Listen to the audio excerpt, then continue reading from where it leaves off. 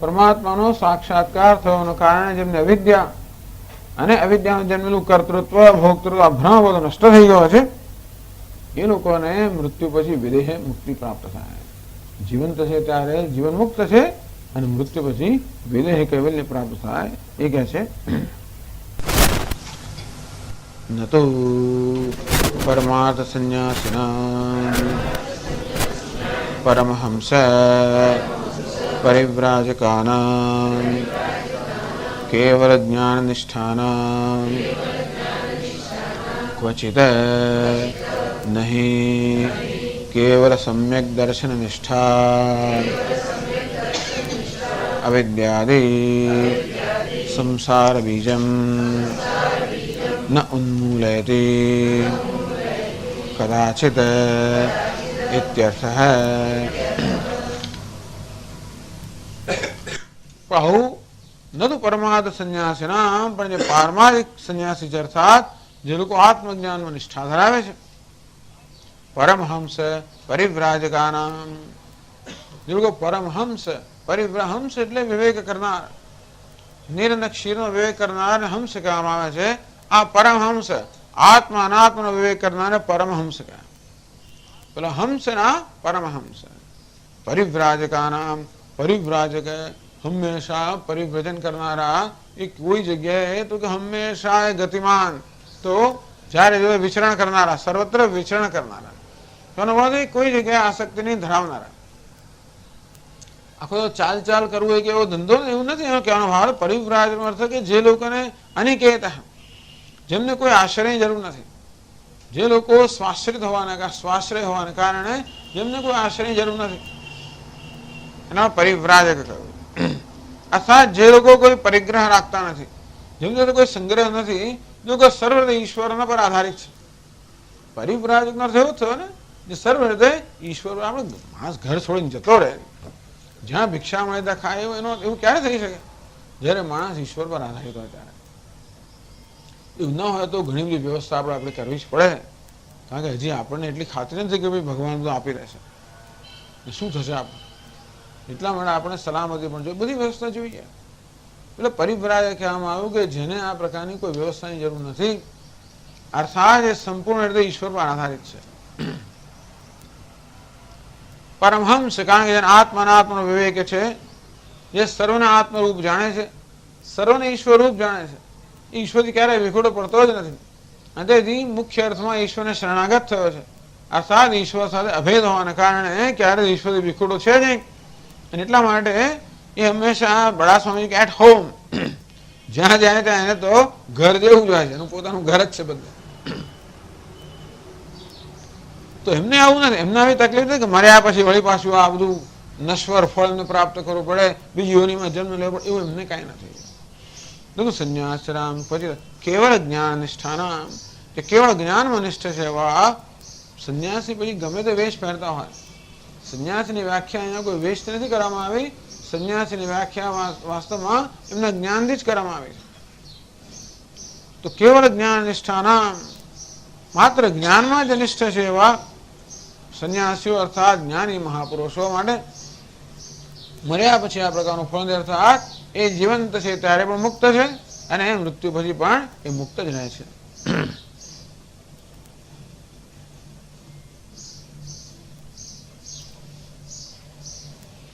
નહીં કેવલ સમ્યક દર્શન નિષ્ઠા અવિદ્યા સંસાર બીજમ ન ઉન્મૂલયતિ કદાચિત. એવું ક્યારે પણ ન બને કે જ્ઞાન અજ્ઞાન દૂર ન કરે. કરે જ એવું ક્યારે ન બને કે પ્રકાશ અંધકારને દૂર ન કરે. કરે જ અંતે રીતે જ્ઞાન અજ્ઞાન દૂર ન કરે એવું ન બને. જ્ઞાન પણ હોય અને વળી પણ સંસાર પણ હોય. સંસાર એટલે જન્મ મૃત્યુનું ચક્ર, કર્મનું બંધન, એ અજ્ઞાનની ઉપજ છે. તો જ્ઞાન પણ છે અને વળી સંસાર પણ છે, એ તો હોય ના શકે. કારણ કે અંધકાર અને પ્રકાશ પરસ્પર વિરોધી હોવાને કારણે જ્યાં પ્રકાશ હોય ત્યાં અંધકાર ટકી ન શકે, તે જ્યાં જ્ઞાન હોય ત્યાં અજ્ઞાન ન હોઈ શકે. તો અજ્ઞાન જન્મ સંસાર પણ ન હોય. એટલે શંકરાચાર્ય મહારાજ કહે છે કે એવું ક્યારે પણ ન બને કે સમ્યક દર્શન નિષ્ઠા. તો આ પ્રકારે આત્મા જ અદ્વિતીય છે એવા આત્મજ્ઞાનમાં નિષ્ઠા જે છે એ પૂરું અજ્ઞાન દૂર ન કરે, અજ્ઞાનને કારણે તેમના સંસારને દૂર ન કરે એવું ક્યારે પણ તમારે અર્થાત એ લોકો જીવંત છે ત્યારે સંસારમાંથી મુક્ત છે. એવું હોવાને કારણે જ આ દેહનું પતન થયા પછી પણ એ લોકો મુક્ત છે.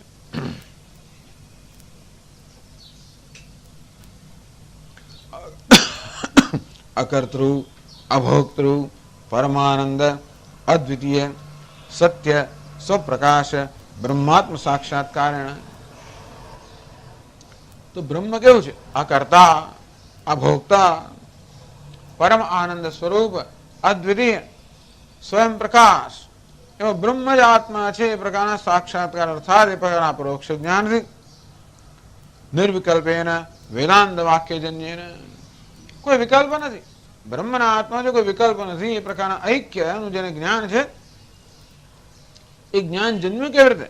વેદાંત વાક્યજન્યેન, મહાવાક્ય. તો આ મહાવાક્યના વિચારને કારણે આ પ્રકારનું જ્ઞાન જન્મ્યું કે જે કર્તૃત્વ ભોક્તૃત્વ સુખિત્વ દુઃખિત્વ આ બધા રહિત છે. જે પરમ આનંદ સ્વરૂપ છે, અદ્વિતીય લક્ષણ છે, આવું જેનું જે સત્ય સ્વરૂપ છે, સ્વયં પ્રકાશ છે, એ બ્રહ્મની વાસ્તવમાં હું છું. તો વેદાંત વાક્યનો ઉપદેશથી આ પ્રકારનું જ્ઞાન જેને જન્મ્યું છે, વિચાર નિશ્ચિત પ્રામાણ્યના, આ વાક્ય જે પ્રમાણજન છે. કારણ કે વિચાર જે આપણે વિચાર કરીએ જણાય કે એક જ વસ્તુ ખરેખર સત્ય છે. આ જીવ અને બ્રહ્મની એકતા સત્ય છે, અર્થાત ઐક્ય સત્ય છે, દ્વિતીયતા સત્ય છે. બ્રહ્માત્મ જ્ઞાન આ પ્રકારે બ્રહ્મ જ આત્મા છે પ્રકારના જ્ઞાનથી અજ્ઞાનની નિવૃત્તિ જ્યારે થાય ત્યારે અજ્ઞાનમાંથી જન્મેલું કર્તૃત્વ ભોક્તૃત્વ એ બધા ભ્રમ કે અભિમાન પણ દૂર થાય. એને આપણે કહીએ પરમાર્થ સંન્યાસી, સર્વ પ્રકારના અભિમાનથી અહંકારથી ભ્રમથી રહિત. હવે એ કોઈ કઈ કર્મ કરે જ ને, કર્મ ક્યારે થઈ શકે? કર્તૃત્વ બુદ્ધિ હોય ત્યારે. આમ કર્તૃત્વ દૂર થઈ ગયું જ્ઞાનના પ્રકાશમાં, એ કોઈ કર્મ કરતો જ નથી. સર્વકર્મોચ્છેદાત, એના સર્વકર્મનો ઉચ્છેદ થઈ ગયો. શુદ્ધ કેવલ સન, ટૂંકમાં કર્મ અને કર્મફળ બધા બંધનથી મુક્ત છે. અવિદ્યા કર્માદિ નિમિત્તમ પુનઃ શરીર ગ્રહણ ન અનુભવતી. ફરી એને શરીર ગ્રહણ કરવાનું હોતું નથી. કારણ કે આ શરીર ગ્રહણ કરવું એ કર્મનું પરિણામ છે. કર્મ અવિદ્યાનું પરિણામ છે. તો વિદ્યાથી જ્ઞાનથી અવિદ્યા દૂર થઈ, એને કારણે કર્તૃત્વ ભોક્તૃત્વ દૂર થયું, એને કારણે કર્મનું બંધન દૂર થયું. માટે આ પ્રકારના જે મહાપુરુષો છે એમણે ફરી જન્મ લેવો પડતો નથી. સર્વભ્રમાણામ કારણ ઉચ્છેદેન ઉચ્છેદાત, અજ્ઞાનમાંથી બધા ભ્રમ જન્મે, અજ્ઞાન દૂર થાય એટલે બધા ભ્રમ પણ દૂર થાય. જો કે બધા સરખા નથી હોતા, પણ બધાની બે જ વસ્તુ કહેવામાં આવે. એક જ્ઞાની મહાપુરુષ, બાકીના બીજા બધા, બાકીના બીજા તો ઘણા બધા કોટીમાં હોય, બધા કઈ સરખા નથી હોતા. છતાં પણ એ બાકીના જે રહ્યા ને, આજે પારમાર્થિક સંન્યાસી કે જીવન મુક્ત મહાપુરુષ એ સિવાયના જે લોકો રહ્યા એ બધાને આપણે ત્રણ વિભાગમાં વહેંચી શકીએ. એટલે બધા એક સરખા નથી હોતા, પણ એમ કહી શકાય બધાએ ભાઈ જન્મ તો લેવો જ પડે, ગમે તે હોય. જ્યાં સુધી જ્ઞાન નિષ્ઠા પ્રાપ્ત ન થઈ હોય ત્યાં સુધી જન્મ તો લેવો જ પડે. પણ જન્મ લીધો એટલે બધી રીતે સરખા જેવું નથી હોતો. એ પણ ત્રણ પ્રકારના હોય છે. એક તો તદ્દન પામર જીવ જેને કહેવાય, રાગ આદિ દોષ પ્રાબલ્યાત. એ રાગ અને દોષ દ્વેષનું પ્રાબલ્ય છે. એ રાગ દ્વેષ કામ ક્રોધ આ બધી જેના જીવનમાં પ્રબળતા ધરાવે છે. એને કારણે જેને પોતાના મન પર જ કાબુ હોતો નથી. અને જે સામાન્ય આવેગાત્મક જીવન જીવતો હોય, એટલે મનમાં જે પ્રકારના આવેગ આવે પ્રમાણે કરતો હોય, એવા લોકોથી પુણ્ય કર્મ ઓછું થાય, એનાથી પાપ કર્મ વધારે થાય. કામ મેં નિષિદ્ધાદિ યથેચ્છ શ્રેષ્ઠ કર્માનુષ્ઠાયી, એનું સ્વચ્છંદ હોય. કામ ક્રોધ એટલે આ બધા આવેગોથી પ્રેરણ જીવન કેવું હોય? સ્વચ્છંદ હોય. એમાંની વિવેક બુદ્ધિ હોય નહીં. આ બધા આવેગોનો જ દબાણ એટલું બધું હોય કે વેગ એટલો બધો હોય કે એની વિવેક બુદ્ધિ કામ લાગે છે. અને આવા માણસો મોટે ભાગે નિષિદ્ધ કર્મ કરે. એટલે શાસ્ત્રમાં નિષેધ કરે બધું કર્મ એ કરે રાગને કારણે કે દ્વેષને કારણે. રાગને કારણે ન ભોગવાની વસ્તુ ભોગવે, આ નિષિદ્ધ કર્મ. દ્વેષને કારણે ન કરવાની ઈજા કરે, આ બધું રાગ દ્વેષને કારણે, તીવ્ર રાગ દ્વેષને કારણે. સામાન્ય રાગ દ્વેષ પણ તીવ્ર રાગ દ્વેષ ધરાવનારા મનુષ્ય આ પ્રકારે યથેષ્ટ ચેષ્ટા સ્વચ્છંદ વર્તન હોય, નિષિદ્ધ કર્મ કરે, એવું ના કરતો કામ્ય કર્મ કરે. અનેક બધી ઈચ્છાઓ ઉત્પન્ન થતી હોય, ઈચ્છા પૂરી કરવા કર્મ કરે. પૂરી ના થાય છેવટે જે કંઈ થાય જરૂર હોય બધું જ કરે. મોક્ષ શાસ્ત્ર અનધિકારી, આ મનુષ્ય છે એ તો મોક્ષ શાસ્ત્રનો અધિકારી નથી. આ એક પ્રકારનો માણસ છે. અપરસ્તુ બીજો માણસ કેવો છે? યહ પ્રાકૃત સુકૃત વશાત કિંચિત પ્રક્ષીણ રાગાય દોષ. બે કેવો છે જેના રાગ દ્વેષ ઓછા થયેલા છે ખરા, ખુદ ઓછા થયેલા છે. એવો આને કારણે જેને કંઈક અંશે પોતાના મન પર કાબુ છે. એનામાં પણ જન્મે ક્રોધ, જન્મે કામ વગેરે જન્મે, છતાં પણ એ કામ ક્રોધ પર કાબુ ધરાવવાની ક્ષમતા જે ધરાવે છે. એટલા જ માટે જે પોતાની વિવેક બુદ્ધિનો ઉપયોગ કરી શકે અને એ સાચા ખોટનો વિવેક કરી શકે, ધર્મ અધર્મનો વિવેક કરી શકે, એમ કરીને અધર્મને ટાળી શકે અને ધર્મનું આચરણ કરી શકે. રાગદ્વેષ છે છતાં રાગદ્વેષ એવા તીવ્ર નથી કે એને બળજબરીથી એની ન ઈચ્છે એવું પણ કર્મ કરાવે. રાગદ્વેષનું પેલું પ્રબળતા કંઈક ક્ષીણ થઈ હોવાને કારણે રાગદ્વેષ હોવા છતાં પણ પોતાની વિવેક બુદ્ધિનો ઉપયોગ કરીને શાસ્ત્રમાં જેનું વિધાન કરવામાં એવું કર્મ કરે અને શાસ્ત્રમાં જો નિષેધ કરવા એવું ના કરે. એટલું જ નહીં, પરંતુ એને જીવન વિશે પણ કંઈક વિવેક હોય અને માટે જેનામાં એવો વિવેક જન્મે કે મોક્ષ મારા જેનો હેતુ છે. આમ કામ્ય કર્મ કર્યા કરવાથી તો આપણે બંધનમાં પડેલા જ રહેવાના છીએ. મોક્ષ જીવનનો હેતુ હોવાના કારણે આ કામ્ય કર્મ કરીશું, અર્થાત ઈચ્છાથી પ્રેરણા કર્મ કરીશું તો ઈચ્છા પૂરી થશે ખરી. આપણે બધી વસ્તુઓ જે કંઈ પ્રાપ્ત બધું મર્યાદિત હોવાના કારણે ક્યારેય પણ મુક્ત ન થવું, વિવેક જન્મ્યા હોવાના કારણે જે કામ્ય કર્મ કરતો નથી. આમ આવેગો ક્ષીણ થયા હોવાના કારણે જે નિષિદ્ધ કર્મ નથી કરતો અને કંઈક વિવેક વૈરાગ્ય જન્મવાના કારણે જે કામ્ય કર્મ નથી કરતો, પણ હજી રાગ દ્વેષ ગયા નથી માટે એ સત્કર્મ કરે છે, નિત્ય નૈમિતિક કર્મ કરે છે, અર્થાત ભગવાનની પૂજા અર્ચના સેવા પરોપકાર આ બધું કર્મ કરે છે. ફલાભિસંધિ ત્યાગેન સત્વ શુદ્ધ્યર્થમ અનુતિષ્ઠન. શેના માટે? જેથી પોતાનું અંતઃકરણ શુદ્ધ થાય, જે કે રાગ દ્વેષ પોતાનામાં છે એ પણ દૂર થાય. આવી જાતની આવા હેતુથી એ નિષ્કામ કર્મ કરે છે. પહેલો કયો છે? રાગ દ્વેષની પ્રબળતા વાળો, એને કારણે નિષિદ્ધ કર્મ કરનારો, કામ્ય કર્મ કરનારો અને આ રીતે સંસારના ચક્રમાં ધીમે ઊંડે ને ઊંડે ઉતરનારો. બીજો કયો છે? વિવેકી મનુષ્ય, જેમાં કંઈ વિવેક હોવાના કારણે કંઈક વૈરાગ્ય છે માટે એ જાણે છે કે આ કામ્ય કર્મ કરવાથી તો હું વધારે વધારે ખૂંપતો જઈશ, માટે કામ્ય કર્મ છોડી દેશે. નિષિદ્ધ કર્મ પાપ કર્મ નથી જ કરતો, પરંતુ એ જાણે છે કે હજી મારા રાગ દ્વેષ દૂર થવાની જરૂર છે, માટે એ નિષ્કામ કર્મ કરે, પરોપકારથી કર્મ કરે કે ઈશ્વરને અર્પણ કરવાની ભાવનાથી કર્મ કરે. કર્મયોગી. અને ગૌણ સંન્યાસી કયો? કેવો છે? કર્મયોગી. મોક્ષ શાસ્ત્ર અધિકારી. આ કેવો છે? મોક્ષ શાસ્ત્રનો અધિકારી છે. દ્વિતીય બસ સાધકો આ કક્ષામાં આવે. ત્રીજો એ પણ સાધક. ત્રીજો તત નિત્ય નૈમિત કર્મનુષ્ઠાન. આમ પછી આ રીતે સત્કર્મ કરે. ટૂંકમાં જેને જેનું સત્કર્મનું પ્રાધાન્ય છે. સત્કર્મથી પુણ્યકર્મથી પરોપકારના કર્મથી આપણું અંતઃકરણ શુદ્ધ બને. જેના જન્મમાં નિસ્વાર્થતાની પ્રધાનતા છે તેનું અંતઃકરણ શુદ્ધ બને. તો એમ કરતા કરતા અંતઃકરણ શુદ્ધ બને એટલે એમાં વિવિધ ઈચ્છા અર્થાત જ્ઞાનની ઈચ્છા જન્મે. જ્યાં રજોગુણ હોય ત્યાં ભોગની ઈચ્છા હોય, એ અંતઃકરણ સાત્વિક બને એટલે ત્યાં જ્ઞાનની ઈચ્છા જન્મે. તો આ એક જ વસ્તુ મારામાં જાત જાતની ઈચ્છા ઉત્પન્ન કરે. મારા રજોગુણની પ્રધાનતા હોય તો આ વસ્તુ ભોગવવાની ઈચ્છા ઉત્પન્ન, લાનો ઉપયોગ કેમ કરો, એમાં સુખ કેમ મેળવો. જો મારા મનમાં સત્વગુણ હોય તો આ જ વસ્તુ મારામાં જિજ્ઞાસા ઉત્પન્ન કે શું છે, ક્યાંથી આવ્યું, કોણે બનાવ્યું. તમો ગુણ હોય તો આનો ઉપયોગ કરીને મારવા કરો. ટૂંકમાં આ એક જ વસ્તુનો આવી રીતે ઉપયોગ થાય. વસ્તુ એક ને એક જ છે, એ પ્રત્યેનો પ્રતિભાવ બધાનો જુદો હોય છે. તો પહેલો તમોગુણી માણસ, જેનો ઉપયોગ લોકોને ઈજા કરવામાં કરે. બીજો આનો ઉપયોગ ભોગમાં કરે. ત્રીજો આનો ઉપયોગ કરે જ્ઞાનમાં. તો આ રીતે જેનામાં જ્ઞાનની ઈચ્છા જન્મી છે. સમુપજાત વિવિધિશ, જેનામાં વિવિધિશા અર્થાત જ્ઞાનની ઈચ્છા જન્મી અંતઃકરણ શુદ્ધ થવાને કારણે શ્રવણાદિના વેદનમ મોક્ષ સાધનમ સંપિપાદયશુ. જ્ઞાનની ઈચ્છા જન્મી એટલે હવે જ્ઞાન ક્યારે થાય? આપણે શાસ્ત્રનું શ્રવણ કરીએ ત્યારે, આત્મવિચાર કરીએ ત્યારે. અને હવે તો મોક્ષનું સાધન છે જ્ઞાન. એ જ્ઞાનનું સાધન શાસ્ત્રનું શ્રવણ મનન વગેરે હવે એ કરવાની ઈચ્છા ધરાવનારો છે.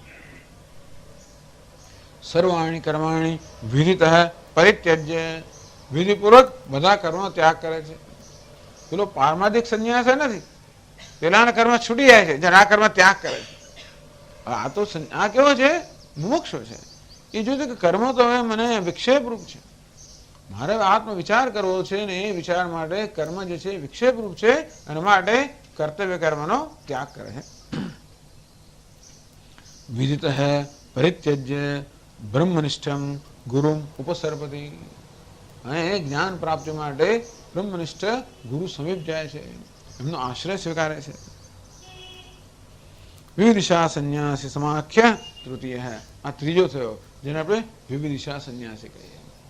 એક તો પામર છે, બીજો વિવેકી છે, અને ત્રીજો વિવિધિશા સંન્યાસી છે. આ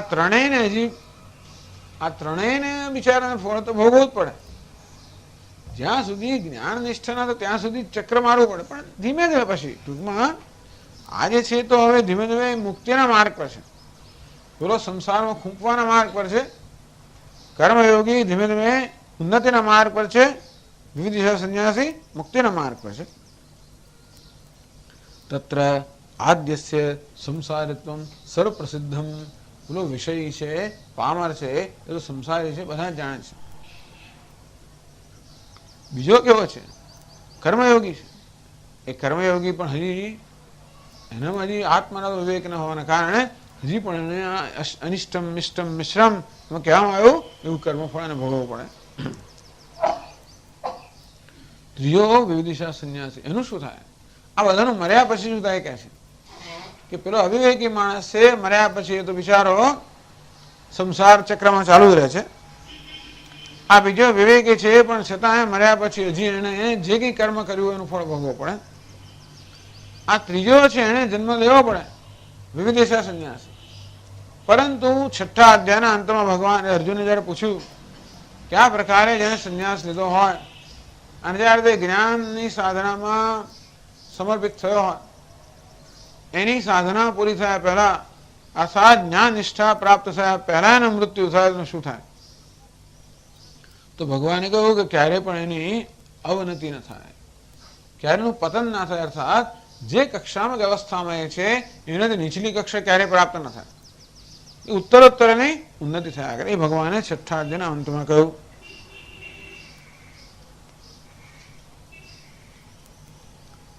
તો આ પ્રકારે આ બધા ચોથો કોણ છે? પારમાર્થિક સંન્યાસી, જેને મરવાનું જ નથી, જે મરી ગયો. વાત કરે ને આપણે ખરેખર મરવાનું તો કોને છે? અજ્ઞાની મરવાનું હોય છે. જ્ઞાની તો અજ્ઞાની મરતો જ નથી એમ કહે તો ચાલે. કોઈ એક જ જણ મરી ગયો, તે કોણ? તે જ્ઞાની. મૃત્યુ એટલે આ દેહમાંથી અહમભાવમાંથી મુક્તિ. બાકી તો એવું છે ને કે આ દેહમાં અહમભાવ ધરાવી એટલે આમાંથી છૂટીએ ને પછી બીજામાં જઈએ. માણસ ક્યારે છોડતો નથી કશાને. આ દેહમાંથી જયારે વિદાય લે ને ત્યારે પણ પછીનો દેહ નક્કી કરીને જતો જ અહીંથી, એમને એમ જતો જ નથી. મૃત્યુ પછી મારે કયો દેહ ગ્રહણ કરવાનો છે ને બધી તૈયારી કરી રાખે છે, પહેલા નક્કી કરી રાખે છે, એ પછી જતો જ નથી. એટલે બૃહદારણ્યક ઉપનિષદમાં કહેવામાં આવ્યું કે અહીંથી જીવ વિદાય લે ત્યારે હૃદયના દ્વારમાંથી જયારે બહાર નીકળે ત્યારે એક પ્રકાશ થતો હોય ત્યાં. હવે પછી પોતે કયા પ્રકારની ઉપાધિ ધારણ કરવાનું છે એને દર્શન ન થાય.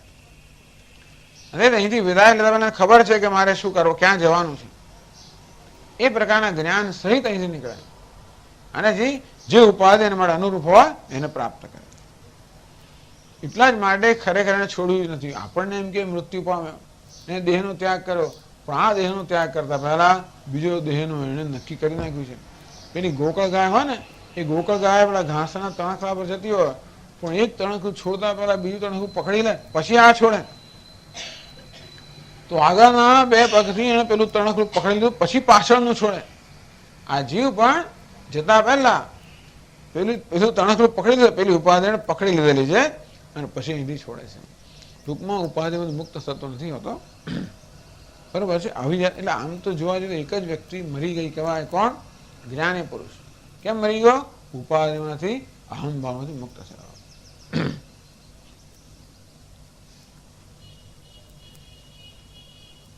આ રીતે ભગવાને આ બંનેની વ્યાખ્યા કરી કે જે આત્મનાત્મ વિવેક ધરાવનાર પારમાર્થિક સંન્યાસી છે એ મુક્ત છે. બાકીના બધા જે છે એમણે પોતાની અવસ્થા પ્રમાણે કોઈને કોઈ પ્રકારની ઉપાધિ ગ્રહણ કરવી પડે છે. એવું નથી કે ઉપાધિ ગ્રહણ કરી એટલે એ ખરાબ જ છે, એવું નથી. જે આધ્યાત્મ ઉન્નતિના માર્ગ પર છે એને એ પ્રકારની ઉન્નતિ ચાલુ જ રહે છે. ક્યારે કોઈનું એટલે ભગવાને કહ્યું નહીં કલ્યાણ કૃત કશ્ચિત દુર્ગતિમ તાત ગચ્છતિ. જેણે જીવનમાં કંઈ પણ કલ્યાણ કર્યું હોય, કંઈક પણ અંશમાં વૈરાગ્ય શ્રદ્ધા વગેરે સંપત્તિ પ્રાપ્ત કરી હોય એનું ક્યારે પણ પતન થાય જ નહીં, ઉન્નતિ જ કરે. ભગવાન એમ કરીને આશ્વાસન આપે બધા લોકોને કે જયારે ચિંતા નહીં કરવી, મર્યા પછી શું થશે, એનું થશે શું? પેલું વાદળ બિચારું છૂટું પડી ગયું, વિખરાઈ જશે. એણે અહીં કરેલું બધું નકામું જશે, નષ્ટ થઈ જાય? તો કે ના, કોઈ દિવસ નષ્ટ થાય જ નહીં. પણ અહીં એ વિષય નથી. અહીં વિષય કયો છે? અહીં તો વિષય સંન્યાસનો વિષય છે. એટલા માટે પારમાર્થિક સિવાયના બધા લોકોને એકની અંદર એક જ કક્ષામાં લેવામાં આવે. ભવતી અત્યાગિણામ પ્રેત્ય નતુ સંન્યાસિનામ ક્વચિત. જે પારમાર્થિક સંન્યાસી છે એક જ એવો છે જેને ફરી જન્મ લેવો નથી પડતો, અને નહીંતર ત્યાં સુધીના બધા લોકોએ તો જન્મ લેવો. એક બીજી પણ વ્યવસ્થા કહેવામાં આવી છે શાસ્ત્રમાં કે જેને જ્ઞાન પ્રાપ્ત થયું પણ જ્ઞાન નિષ્ઠા પ્રાપ્ત ન થઈ, વધારો કેવું હોય, કોઈ કારણસર કંઈક થોડો અવરોધ રહી ગયો હોય તો એના માટે બીજા જન્મની આવશ્યકતા નથી. બ્રહ્મલોકમાં પ્રાપ્ત, એને બ્રહ્મલોક પ્રાપ્ત થાય અને આ કલ્પના અંત પછી એ મુક્ત થાય એવું પણ કહેવામાં આવ્યું છે. અને ક્રમ મુક્તિ કહેવામાં આવે છે. ચાલો એવું કંઈક સ્વીકારો, એવું થોડું આશ્વાસન મળતું હતું એ પ્રકારનું, પરંતુ એવું બ્રહ્મલોક ક્રમ મુક્તિ કહેવામાં આવે છે. અહીં ભગવાને આ પ્રકારે બે વસ્તુની વાત કરી. એક તો પારમાર્થિક સંન્યાસી જેને મૃત્યુ પછી કોઈ કર્મનું બંધન નથી, કે મૃત્યુ પહેલાનું તો એટલા જ માટે, અને બાકીના બધા જે લોકો હજી કર્મના બંધનમાં છે, ઘણાના બંધન ઓછા થઈ ગયા હોય, ઘણાનું જરા જોરદાર બંધન હોય, હજી બધા કર્મના બંધનમાં છે, એ પ્રમાણે આની વ્યાખ્યા કરી.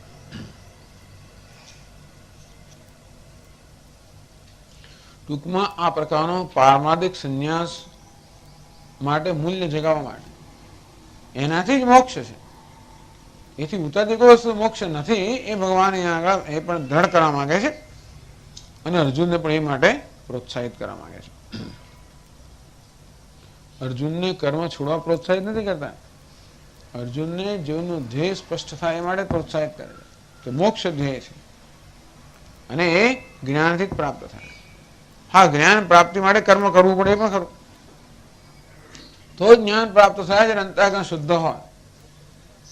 કારણ કે આમ તો જ્ઞાન માટે કર્મની જરૂર ના હોય. બધી ચર્ચાઓ આપણી સામે આ એક પદાર્થ પડ્યો હોય, કેસરી રંગનો ધારો કે આ છે પદાર્થ, આ કાપડ, આપણે આંખો ખુલ્લી હોય અને આ વસ્તુ સામે હોય તો જ્ઞાન થાય, એમાં કોઈ કર્મની જરૂર નથી. પણ ક્યારેક એવું બને કે આ વસ્તુ આપણી સામે હોય, આંખો ખુલ્લી હોય, તોય પણ જ્ઞાન ન થાય. એવું ક્યારે બને? આપણી આંખોમાં કઈ દોષ હતો, ધારો કે મોતિયો આવી ગયો, એવું કંઈ થઈ ગયું હોય તો આપણી સામે હોય તો પણ ના દેખાય, તો શું કરવું? તો કર્મ કરવું પડે. કયા પ્રકારનું કર્મ કરવું પડે? આપણી આંખોનો દોષ દૂર કરવાનું બી કર્મ. જ્ઞાન માટે કર્મ નથી કરવાનું, તો જ્ઞાન થાય એ માટે જે યોગ્ય પરિસ્થિતિની જરૂરિયાત છે એ પરિસ્થિતિ રચવા માટે કર્મ કરવું પડે. પહેલા તો આંખ ખોલવી પડે, જે જગ્યાએ વસ્તુ એ તરફ જોવું પડે, એ તો કરવું જ પડે.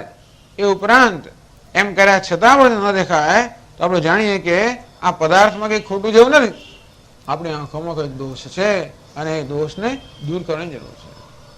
એટલે જે આપણું જ્ઞાનનું સાધન હોય એ સાધનનો કોઈક દોષ હોઈ શકે, એને આપણે મલ કહીએ, શુદ્ધિ કહીએ, એ દૂર કરવા માટે કર્મ કરવું પડે. એટલે કર્મોનો આવી રીતે જ ઉપયોગ છે. અંતઃકરણ શુદ્ધિ દ્વારા એ જ્ઞાનનું સહાયક છે, દ્વાર છે. એટલે અંતઃકરણ શુદ્ધિ શું છે? દ્વાર છે. શેના માટે? જ્ઞાન માટે.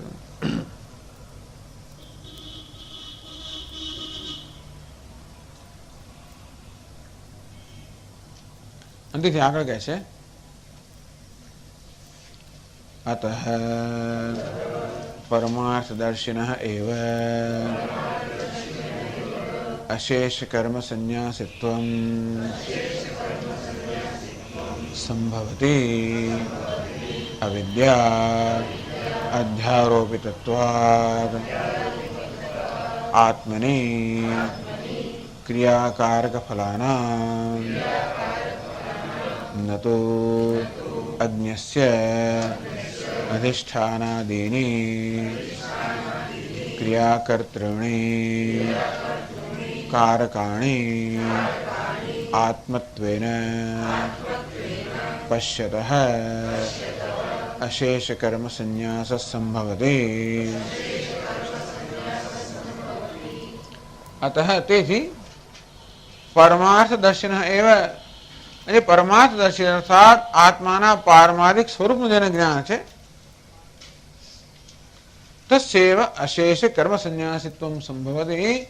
અર્થાત જે આત્માને અકર્તા અભોક્તા નિત્ય મુક્ત માને છે, જાણે છે, એને જ માટે બધા જ કર્મનો ત્યાગ શક્ય છે. બાકી તો પેલો વિવિધિશા સંન્યાસી છે ને, એ કર્મનો ત્યાગ કરે, પણ ત્યાગ જ એક કર્મ છે. એને માટે એ કહે કે હું બધા કર્મનો ત્યાગ કરું છું, તો એ પણ એક કર્મ જ છે. અને તેથી એ હજી બધા કર્મથી મુક્ત થયો નથી. આપણે આગળ ચર્ચા કરી તે પ્રમાણે ત્યાગ એક કર્મનું નામ નથી, એ તો આપોઆપ થતી વસ્તુ છે. અને તેથી જે કર્તૃત્વ મુક્ત થયો એના માટે કર્મ એને સ્પર્શતું જ નથી. અશેષ કર્મ સંન્યાસિત્વ સંભવતી. તો આવા પરમાર્થદર્શી માટે જ બધા જ કર્મનો સંન્યાસ સંભવિત છે. કેમ? અવિદ્યાધ્યારોપિતત્વાત આત્મની ક્રિયાકારક ફલાનામ. કારણ કે હું કર્મ કરું છું એ વસ્તુ જ અજ્ઞાનનું પ્રદર્શન કરે છે.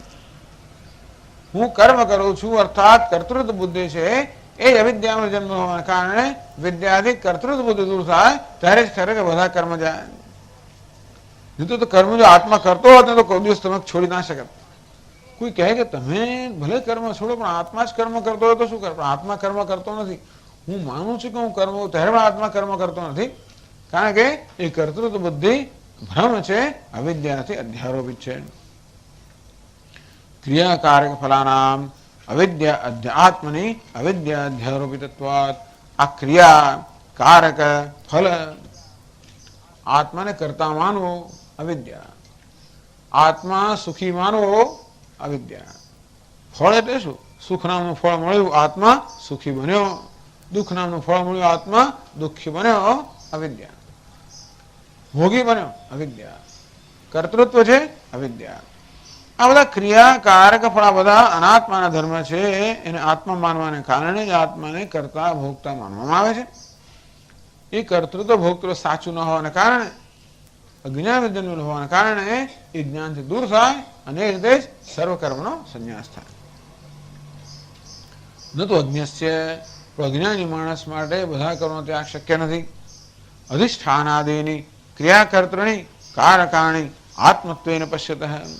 આ બધું કર્મ કરનાર કોણ? અનાત્મા કર્મ કરનાર છે, પણ અનાત્માની સાથે જોડાઈ ગયો છે. પેલો ટ્રક ચાલતો હોય, સાયકલ વાળાને જોડાઈ જાય. પેલો ટ્રક ચાલે, પેલા એને પકડી લીધું, પછી ખબર પડે, પછી ટ્રક વાળાને ખબર પડે કે આ પકડ્યું છે, પછી જોરથી ચલાવે અને આમ તો વાંક રહે. તેવી રીતે આપણે અનાત્માને પકડી લીધો, માયાને પકડી, પછી માયા જે આપણે ફેરવે, તો તેવી રીતે અધિષ્ઠાનાદિની ક્રિયા કર્તૃણી, ક્રિયા કર્મ કરનાર છે બધા આ ઉપાધિ કર્મ કરનાર છે. આત્મત્વેન પશ્યતઃ, એમાં જોડાયું આત્મબુદ્ધિ કરવાના કારણે ક્યારે પણ એના માટે અશેષ કર્મ સંન્યાસ ન સંભવતી. એના માટે સર્વ કર્મનો સંન્યાસ સંભવિત નથી. આ વસ્તુ ભગવાન હવે પછીના 4 શ્લોકોમાં બતાવે છે. એ કહે છે આગળના વાક્ય, તદેતત ઉત્તરૈઃ શ્લોકૈઃ દર્શયતિ. આ વસ્તુ હવે પછીના 4 શ્લોકમાં બતાવે છે. અને પહેલો શ્લોક છે 13મો શ્લોક કહે છે, પંચૈતાનિ મહાબાહો कारणानि निबोध मे सांख्ये कृतान्ते प्रोक्तानि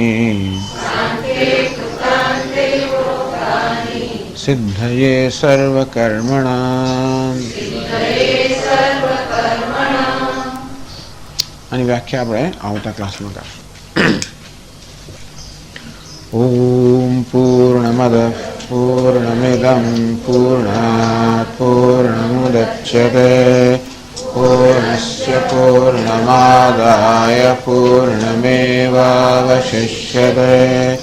ઓમ શાંતિ શાંતિ શાંતિ.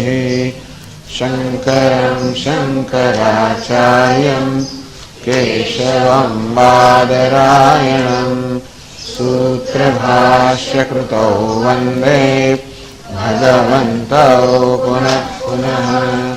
ईश्वरो गुरुरात्मेति मूर्तिभेदविभागिने व्योमवद्व्याप्तदेहाय दक्षिणामूर्तये नमः. ॐ शान्ति शान्ति शान्तिः. हरि ॐ श्रीगुरुभ्यो नमः. हरि ॐ.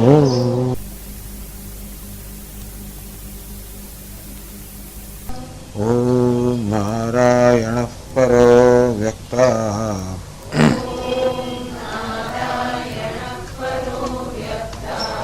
अन्नमव्यक्तसम्भवम् अण्डस्यान्तस्त्विमे लोकाः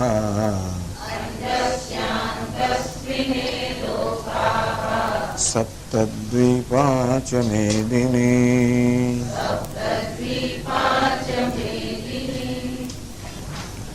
तेरहवां श्लोक. पंचैतानि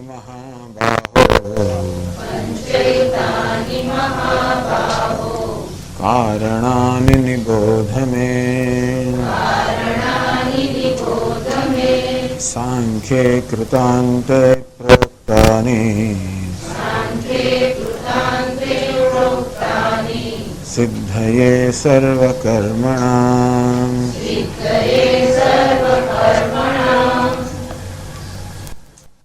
परमार्थ दर्शनेव अशेष कर्म संन्यासित्वं संभवति. साधने आत्माનું વાસ્તવિક જ્ઞાન છે.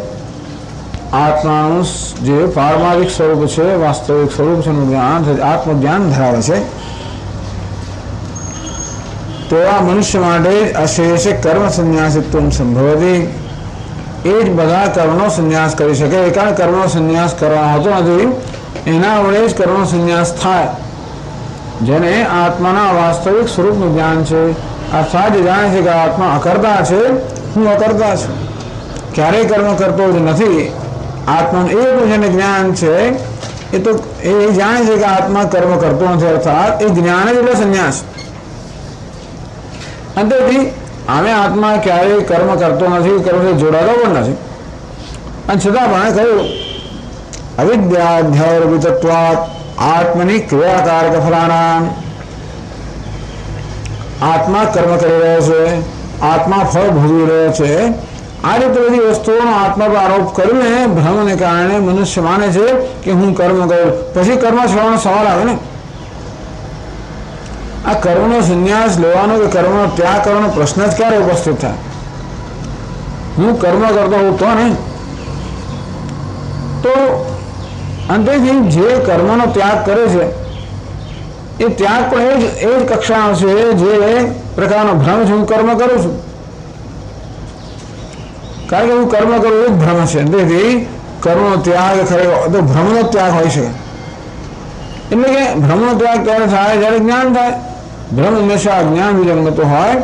જ્ઞાન છે અજ્ઞાન દૂર થાય, ભ્રમ દૂર થાય. એટલે આત્માનું વાસ્તવિક જ્ઞાન જેને છે એ આત્મા વિશે ભ્રમ સેવતો નથી. અને તે અનાત્માનો કે અનાત્માના ધર્મનો આત્મા પર અધ્યારોપ કરતો નથી. એટલે જે બધા ધર્મ અનાત્માના છે એને પોતાના પર ઓઢી લેતો નથી. આમ કર્તૃત્વ, ભોક્તૃત્વ, કર્મ કરવું, એનું ફળ ભોગવવું આ બધા ઉપાધિના ધર્મ છે. ત્યાં જ કાર્ય કરણ ફળ બધું રહેલું છે. પરંતુ એને આત્મા માનવાને કારણે એના ધર્મોને પણ પોતાના પર ઓઢાવી દે છે.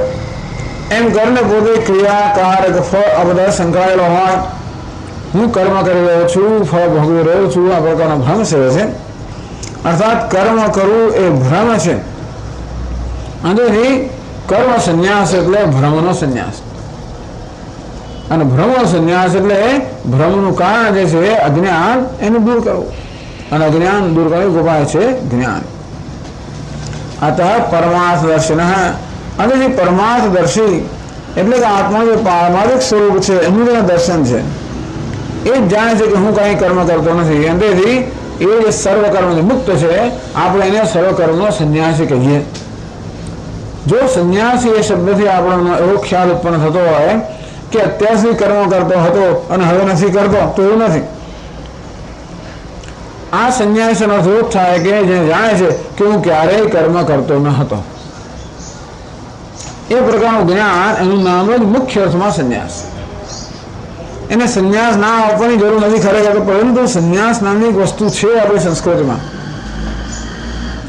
પોતાના કર્તવ્ય કરવાનો, અર્થાત પોતાની જવાબદારીનો ત્યાગ કરવો અને બીજા પ્રકારની જવાબદારી સ્વીકારવી, એટલે જ્ઞાન પ્રાપ્તિની જવાબદારી સ્વીકારવી. અને આ રીતે પોતાના પરિવારમાં કે સમાજમાં જે પ્રકારનું કર્તવ્ય હતું એ પ્રકારના કર્તવ્યને છોડીને બીજું કશુંક સ્વીકારવું, આવી જાતનો સંન્યાસ હોવાને કારણે અને સંન્યાસી કહેવામાં આવે છે. વિદ્વત સંન્યાસ આપણે એને સંન્યાસી કહીએ એટલે આપણે કે એને બધું છોડી દીધું છે, પણ આમાં છોડવાનું છે જ ને. હું ક્યારેય કરતો ન હતો. જો સંન્યાસી પણ માનતો હોય કે હવે મેં બધા કર્મ છોડી દીધા જ્ઞાન થવાથી, અને અત્યારથી કર્મ કરતો હતો, તો એવો જ્ઞાન નથી. જ્ઞાનનો અર્થ એ કે હું ક્યારેય કર્મ કરતો જ ન હતો. એ જ્ઞાનથી આત્મા સર્વ કર્મથી મુક્ત છે. જ્ઞાનથી જ આ મનુષ્ય કર્મથી મુક્ત થયો. કારણ કે કર્મ કરવું એ માત્ર, હું કર્મ કરું છું એ માત્ર અજ્ઞાનની જ ઉપજ છે. પ્રકૃતિ ક્રિયમાણાની ગુણૈ કર્માણી સર્વશ અહંકાર વિમૂઢાત્મા કર્તાહમ ઇતિ મન્યતે. ત્રીજા અધ્યાયમાં કહ્યું કે પ્રકૃતિના ગુણો વડે સત્વ રજસ તમસ એમાંથી બનેલા ઉપાધિઓ વડે સર્વ કર્મ સર્વ સદાવે છે. અને પછીના શ્લોકમાં ભગવાન પોતે જ કહે છે માત્ર એ પ્રકૃતિમાં ઉપાધિમાં અહમ ભાવ ધરાવનાર આ જ્ઞાની મનુષ્ય માને છે કે હું કર્મ કરી રહ્યો છું. આત્મની ક્રિયાકારક ફલાનામ ન તો અજ્ઞસ્ય અધિષ્ઠાનાદીની ક્રિયાકર્તુની કારકાણી આત્મત્વેન પશ્યતઃ. પરંતુ અજ્ઞાની જે છે એના માટે સંન્યાસ એટલા માટે શક્ય નથી કે હું કર્મ કરું છું એ પ્રકારનો ભ્રમે ધરાવે છે. અધિષ્ઠાનાદીની, હવે પછીના શ્લોકમાં કહેવામાં આવશે કે અધિષ્ઠાન વગેરે આ 5 વસ્તુઓ કર્મ કરવાના જવાબદાર છે. ક્રિયાકર્તૃની, અધિષ્ઠાન, કર્તા, કરણ, ચેષ્ટા, દૈવ, આ 5 વસ્તુઓ બધા કર્મ માટે જવાબદાર છે. પણ એમાં જે આત્મભાવ હોય તો ક્રિયાકર્તૃની કારકાણી આત્મત્વેન પશ્યતઃ. અધિષ્ઠાન એટલે દેહ. આ દેહને, ચેષ્ટાઓને, ઇન્દ્રિયોને જેમાં આત્મભાવ હોવાને કારણે કર્મ એ કરી રહ્યા છે અને માહિતી હું કરી રહ્યો છું. જેમ સિનેમા જોતી વખતે સિનેમામાં જે દૃશ્ય ચાલી રહ્યો હોય એનો આત્મભાવ થઈ જાય કે વસ્તુ થઈ રહ્યો હોય ત્યાં દુઃખ આપણને થાય. આમ દક્ષિણ આફ્રિકાને બહુ દુઃખ થયું. એમનો કેપ્ટન, એને કેપ્ટન આવી રીતે હું કર્યું આખા દેશની અંદર, કારણ કે બહુ એ લોકોને ખૂબ એના માટે ગર્વ હતો. અમારી ટીમ માટે, આ ટીમને આખી દુનિયાને ગર્વ હતો, એમને જ નહીં ખરેખર. અને પહેલાં તો એટલું જ્યારે ભારત આવું કર્યું, જ્યારે જાહેર કર્યું કે એ આવી રીતે એને ગુનામાં સંડોવાયેલો છે એવું અમારી પાસે પુરાવો છે, ત્યારે પેલા બહુ ગુસ્સે થઈ ગયા, બહુ ઠપકો આપ્યો અને તો બધું બહુ મુશ્કેલ થઈ ગયા. જો આ પુરવાર ના થયું હોત ને તો 2 દેશ વચ્ચેના સંબંધો પર અસર થઈ હોત. એટલી બધી મહત્વની વસ્તુ છે. ક્રિકેટ મહત્વની વસ્તુ છે. અને તાદાત્મ્ય, અને પેલાનું ગૌરવ એ અમારું ગૌરવ. પેલો ખુશ થઈ ગયો, અમે ખુશ થઈ ગયા. અનંત તાદાત્મ્ય. એ તાદાત્મ્ય હોવું ના હોવું સારું ખોટું નથી કરતા, આનું નામ તાદાત્મ્ય નથી કહેતા આવું ના હોવું જોઈએ. પણ જો ભારતની ટીમનો વિજય થાય એટલે અહીંયા ફટાકડા ફૂટવા મળે અને ભારતની હારી જાય એટલે બિચારા લોકોને ચા પીવાની પણ ના ગમે એવું થઈ જાય. આનું નામ છે તાદાત્મ્ય. અર્થાત વસ્તુ થઈ રહ્યો એક જગ્યાએ એની અસર થઈ બીજી જગ્યાએ, જેને કોઈ સંબંધ જ નથી. ચાલ આ તો કંઈક સંબંધ છે કે ભાઈ પેલા ભારતીય છે ને આપણે ભારતીય કંઈક જોડાય, આત્મા અનાત્મા કોઈ સંબંધ જ નથી. નવા નીચેવાનો સંબંધ નથી. આ તો જાણે બરોબર છે કે આપણા દેશનો છે અને ક્રિકેટ મને ગમતી રમત છે, એ કારણે સંબંધ છે મારે તાદાત્મ્ય થાય. પણ આત્મા અનાત્મા કોઈ પ્રકારનો સંબંધ નથી. અને છતાં અનાત્મા ગુણનો આત્મા પર અધ્યારોપ કરવામાં આવે છે. એવું હોવાને કારણે ઈચ્છે તો પણ બધા કર્મનો ત્યાગ ન કરી શકે, કારણ કે એ કર્મનો ત્યાગ એમાં કર્મ બની જવાનું છે. એના માટે કર્મનો ત્યાગ પણ એક કર્મ છે. અજ્ઞાની માટે જ્ઞાન એટલે જ કર્મનો ત્યાગ, અજ્ઞાની માટે કર્મનો ત્યાગ પણ એક કર્મ છે. અશેષતઃ ત્યક્તુમ ન શક્યમ એટલે સર્વ રીતે કર્મ, આ છેલ્લું કર્મ રહી જાય. હું કર્મનો ત્યાગી છું, હું કર્મ કરતો નથી, એવું તો અભિમાન રહી જાય. આમ ખરેખર કર્મનો સંન્યાસ એટલે અભિમાનનો સંન્યાસ. જ્યારે એમ કહે જ્ઞાની પુરુષ સંન્યાસ એટલે એને કોઈ પ્રકાર અભિમાન નથી કે હું આ છું ના, અને કોઈ અભિમાન જ નથી. જ્ઞાની છે પણ અભિમાન નથી, કોઈ અભિમાન નથી. અભિમાન હોય ત્યાં સુધી હંમેશા અભિમાન સંકળાયેલું કર્મ થવાનું છે.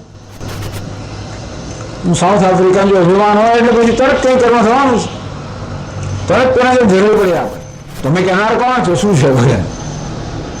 અને હિન્દુસ્તાનમાં તો બીજા પ્રકારનું કર્મ થાય, પણ ક્યાંય પણ આપણું અભિમાન હોય ત્યારે જ કર્મ થાય. જ્ઞાની પુરુષ એટલે આત્મા સર્વ અભિમાનથી મુક્ત છે, અને તેથી આત્માનું જ્ઞાન ધરાવનાર જ્ઞાની પુરુષ પણ સર્વ અભિમાનથી મુક્ત છે.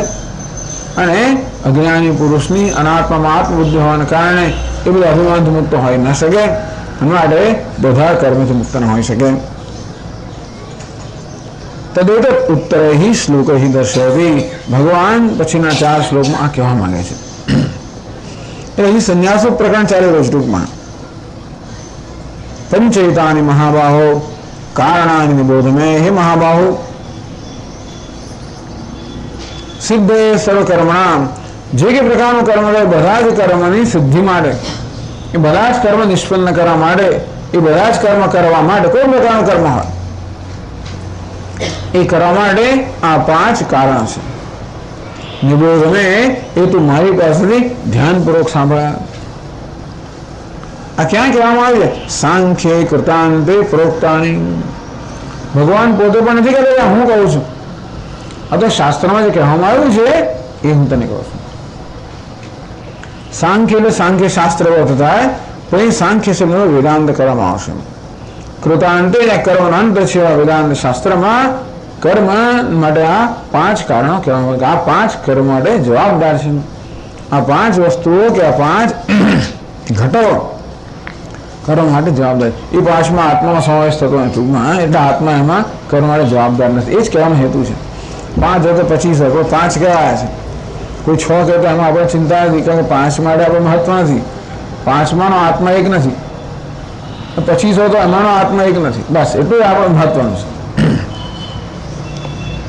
તો ભાષ્યમાં કહેશું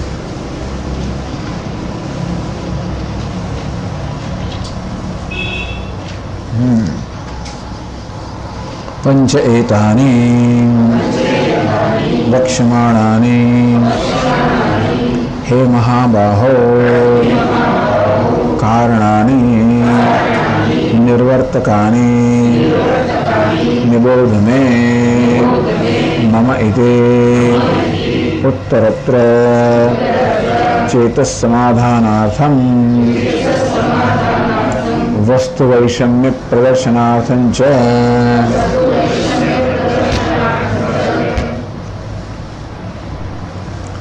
તો અજ્ઞાની મનુષ્ય બધા કર્મનો ત્યાગ ન કરી શકેનું કારણ શું? એ કારણ ભગવાન 4 શ્લોક બતાવે છે કે હે અર્જુન, પંચ એતાની, એતાની એટલે આ એટલે વક્ષ્યમાણ જે કહેવામાં આવવાના છે. પંચ એતાની, હવે પછીના શ્લોકમાં જે 5 કહેવામાં આવવાના છે એ 5 હે મહાબાહુ, મહાબાહુ ધરાવનાર અર્જુન, કારણાની નિર્વર્તકાની, તો કર્મ કરવા માટે જવાબદાર આ 5 વસ્તુઓ છે. જેના વડે કર્મ થાય છે એ આ 5 વસ્તુઓ છે. નિબોધ મે, મમ નિબોધ, મારી પાસેથી એવું સારી રીતે સાંભળ, એ સમજ. તું કેમ ભગવાનને કહેવાની જરૂર પડી? મેં નિબોધ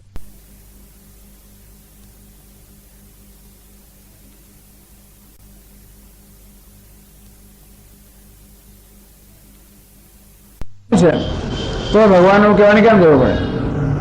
ઘણી બધા પ્રવચનો સ્વામી દયાનંદ મહારાજ પ્રવચન આપતા હતા. નાઉ લિસન. વચ્ચે 5, 10, 15 મિનિટ નાઉ લિસન.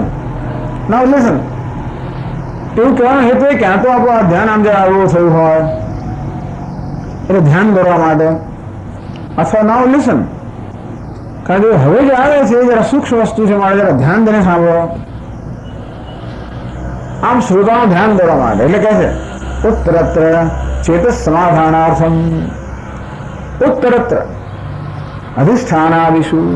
આ 5 જે કારણો છે એ હું તમને કહેવાનો છું. એમાં ચિત્તની એકાગ્રતાથી સાંભળો એટલા માટે કે એકાગ્ર ચિત્તથી સાંભળવા યોગ્ય છે. હું જે કહેવાનો છું એ એકાગ્ર ચિત્તથી સાંભળવા યોગ્ય છે.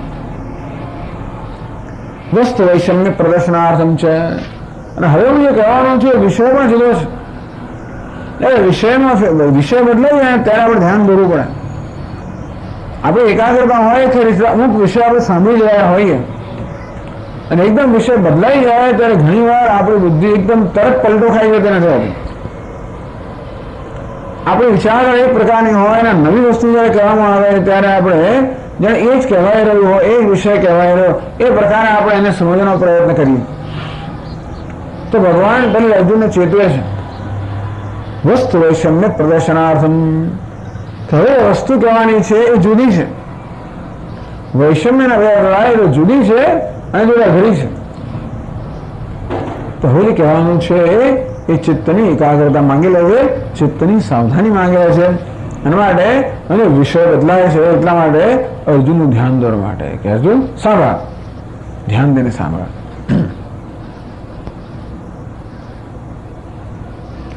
નહીં અત્યંત દુર્જ્ઞાનાની એતાની અનવહિત ચેતસા શક્યંતે જ્ઞાતમિતિ.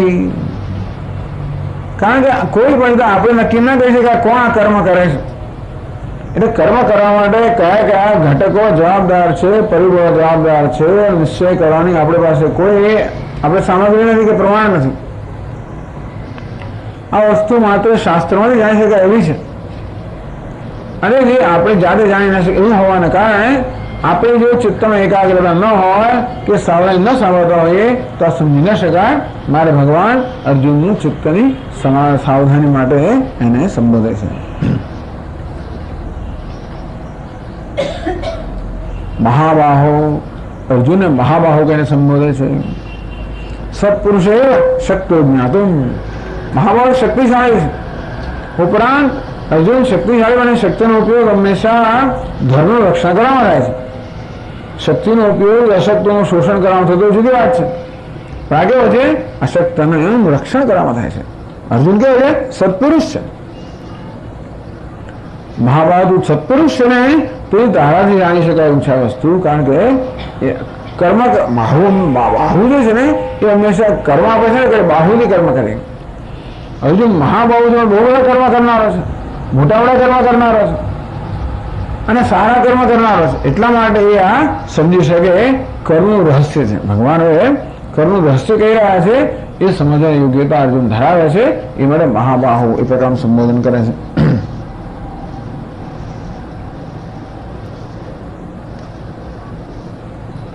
કે મેતાની અપ્રમાણિકાની વચનાની વચનાજ્ઞાની. ભગવાન આપ કોશો માટે મારે સ્વીકારી લેવાનું કે આપના કહેવાની પાછળ કોઈ પ્રમાણ છે? એટલે કોઈ અપૌરુષ વસ્તુ જે અત્યારે આપણે જાણતા ન હોય કોઈ કહે આપણે તને ક્યાંથી ખબર પડી? તું ક્યાંથી લઈ આવ્યો? ક્યાંક વાંચ્યું તું સાંભળ્યું? એ કે ના હું કહું છું ત્યારે પછી આપણે વિચાર. એટલે ટૂંકમાં પછી એના બદલે વિશ્વાસ એવો વિશ્વાસ એના વચન પર હોય. ના ના આ તો સ્વામીજી કહેતા હતા, આ તમે ગીતા વાંચ્યું, ફલાણી જગ્યાએ આવ્યું, પેલા પુસ્તક, તો આપણને એના પર વધારે વિશ્વાસ બેસે. ભગવાન પણ એટલે અર્જુન જાણે કે પૂછે કે ભગવાન આપ જે કહેવાના છો, માત્ર આપ કહો છો મારે સ્વીકારી લેવાનું છે કે આપ જે કહો છો એની પાછળ કોઈ પ્રમાણ છે, અર્થાત વિશ્વસનીય એના માટેનું ઉદ્ભવ સ્થાન કે સ્ત્રોત છે કે સ્ત્રોત છે, ક્યાંથી આપના જ્ઞાન પ્રાપ્ત છે? ભગવાન સાંખ્ય કૃતાંતે પ્રોક્તાની શાસ્ત્રમાં કહેલું છે. ટૂંકમાં હું મારી આ કપોલ કલ્પનાથી કહેતો નથી, શાસ્ત્રમાં કહ્યું છે.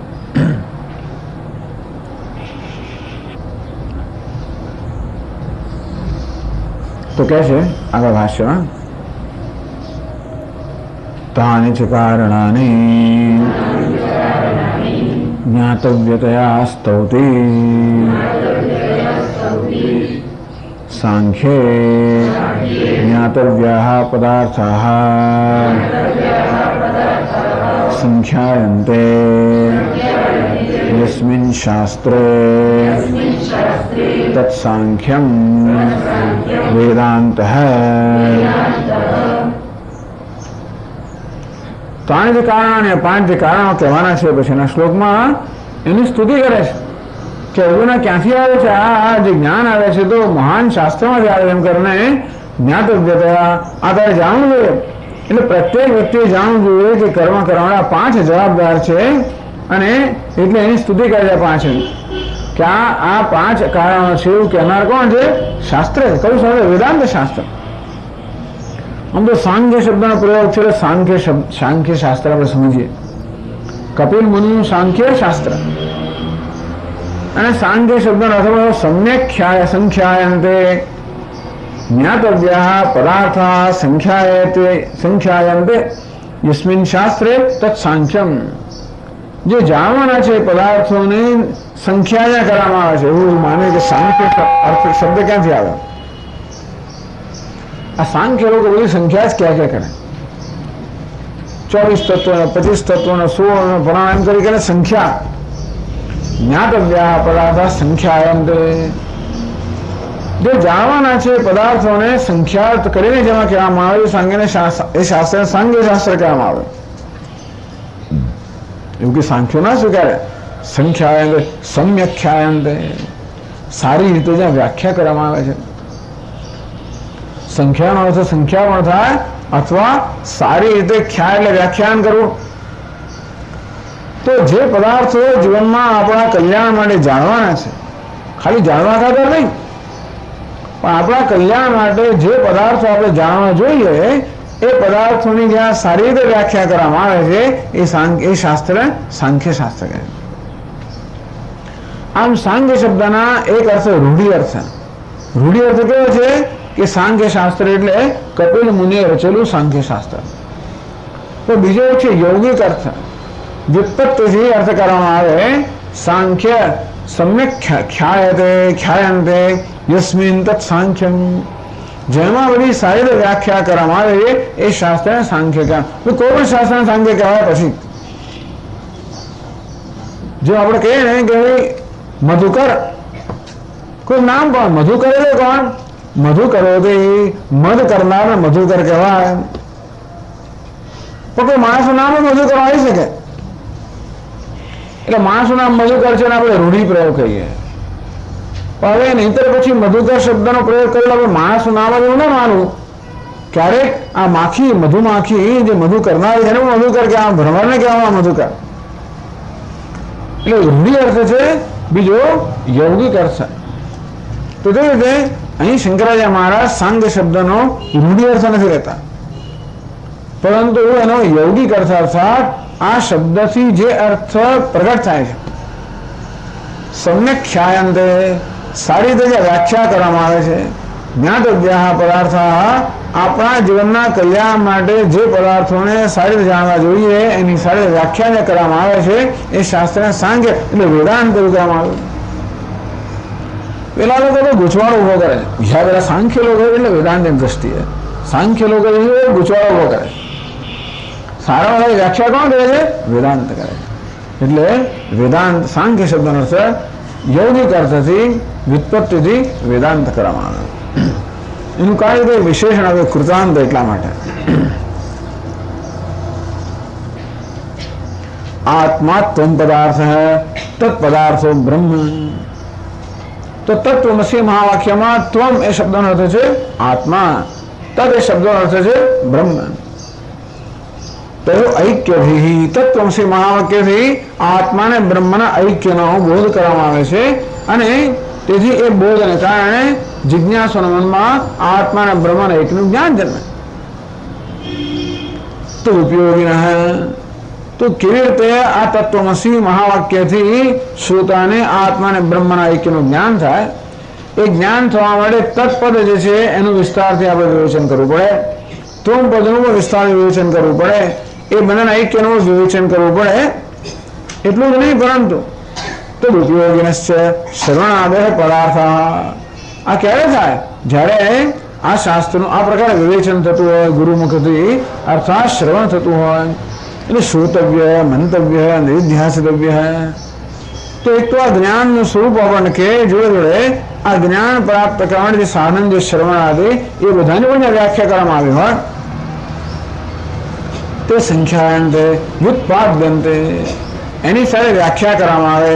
અર્થાત આપણામાં એ પ્રકારનું જ્ઞાન ઉત્પન્ન કરવામાં આવે છે. એ શાસ્ત્રને સાંખ્ય શાસ્ત્ર કહેવામાં આવ્યું, અર્થાત વેદાંત.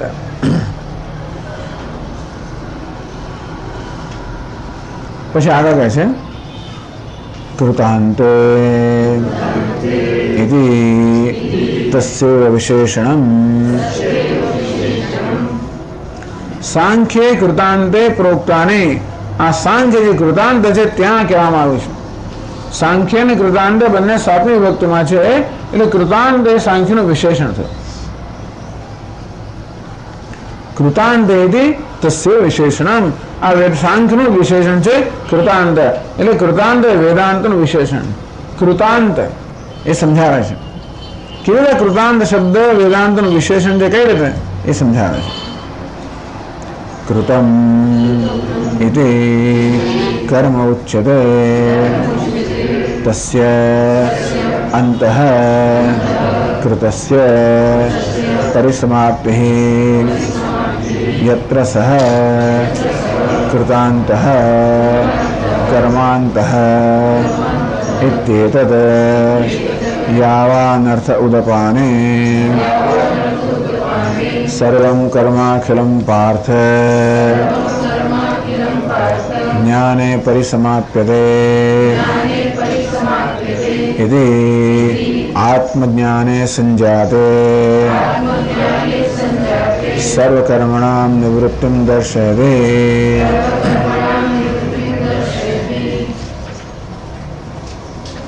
તો કૃતાંત શબ્દનો અર્થ સમજાવે છે.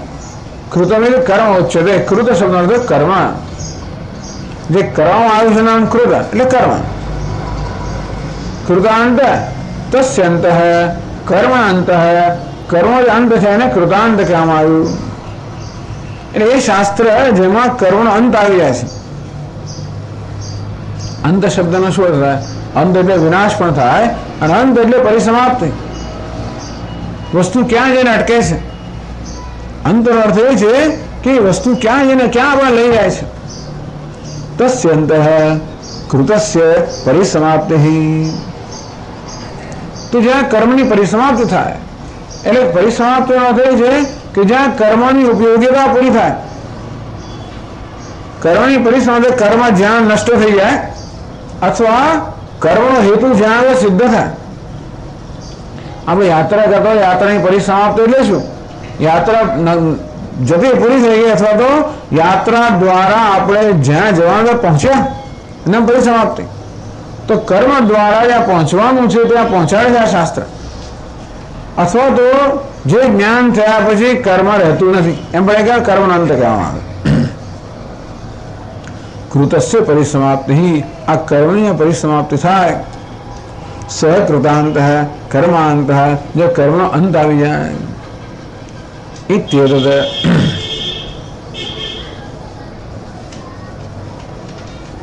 કે વેદાંતનું જ્યારે જ્ઞાન થાય ત્યારે કેવી રીતે કર્મનો અવસાન થાય, કર્મની પરિસમાપ્તિ કેમ થાય? યાવાનર્થ ઉદપાને, બીજા અધ્યાયમાં કહેવામાં આવ્યું સર્વતઃ સંપ્રતોદકે, તાવાન સર્વેષુ વેદેષુ બ્રાહ્મણસ્ય વિજાનતઃ. ભગવાન બીજા અધ્યાયમાં અર્જુનને કહે છે કર્મયોગના ઉપદેશની પહેલા કે જો અર્જુન આ બધું છેવટે કર્મનું પરિસમાપ્તિ જ્ઞાનમાં છે તો જ કર્મયોગ બને. જ્યારે આ પ્રકારની આપણને સમજ હોય, માત્ર કર્મ કર્યા કરીએ એટલે યોગ બનતું નથી, પણ કર્મની પાછળ જ્ઞાન એ પ્રયોજન છે એ પ્રકારની સમજ આપણામાં હોય.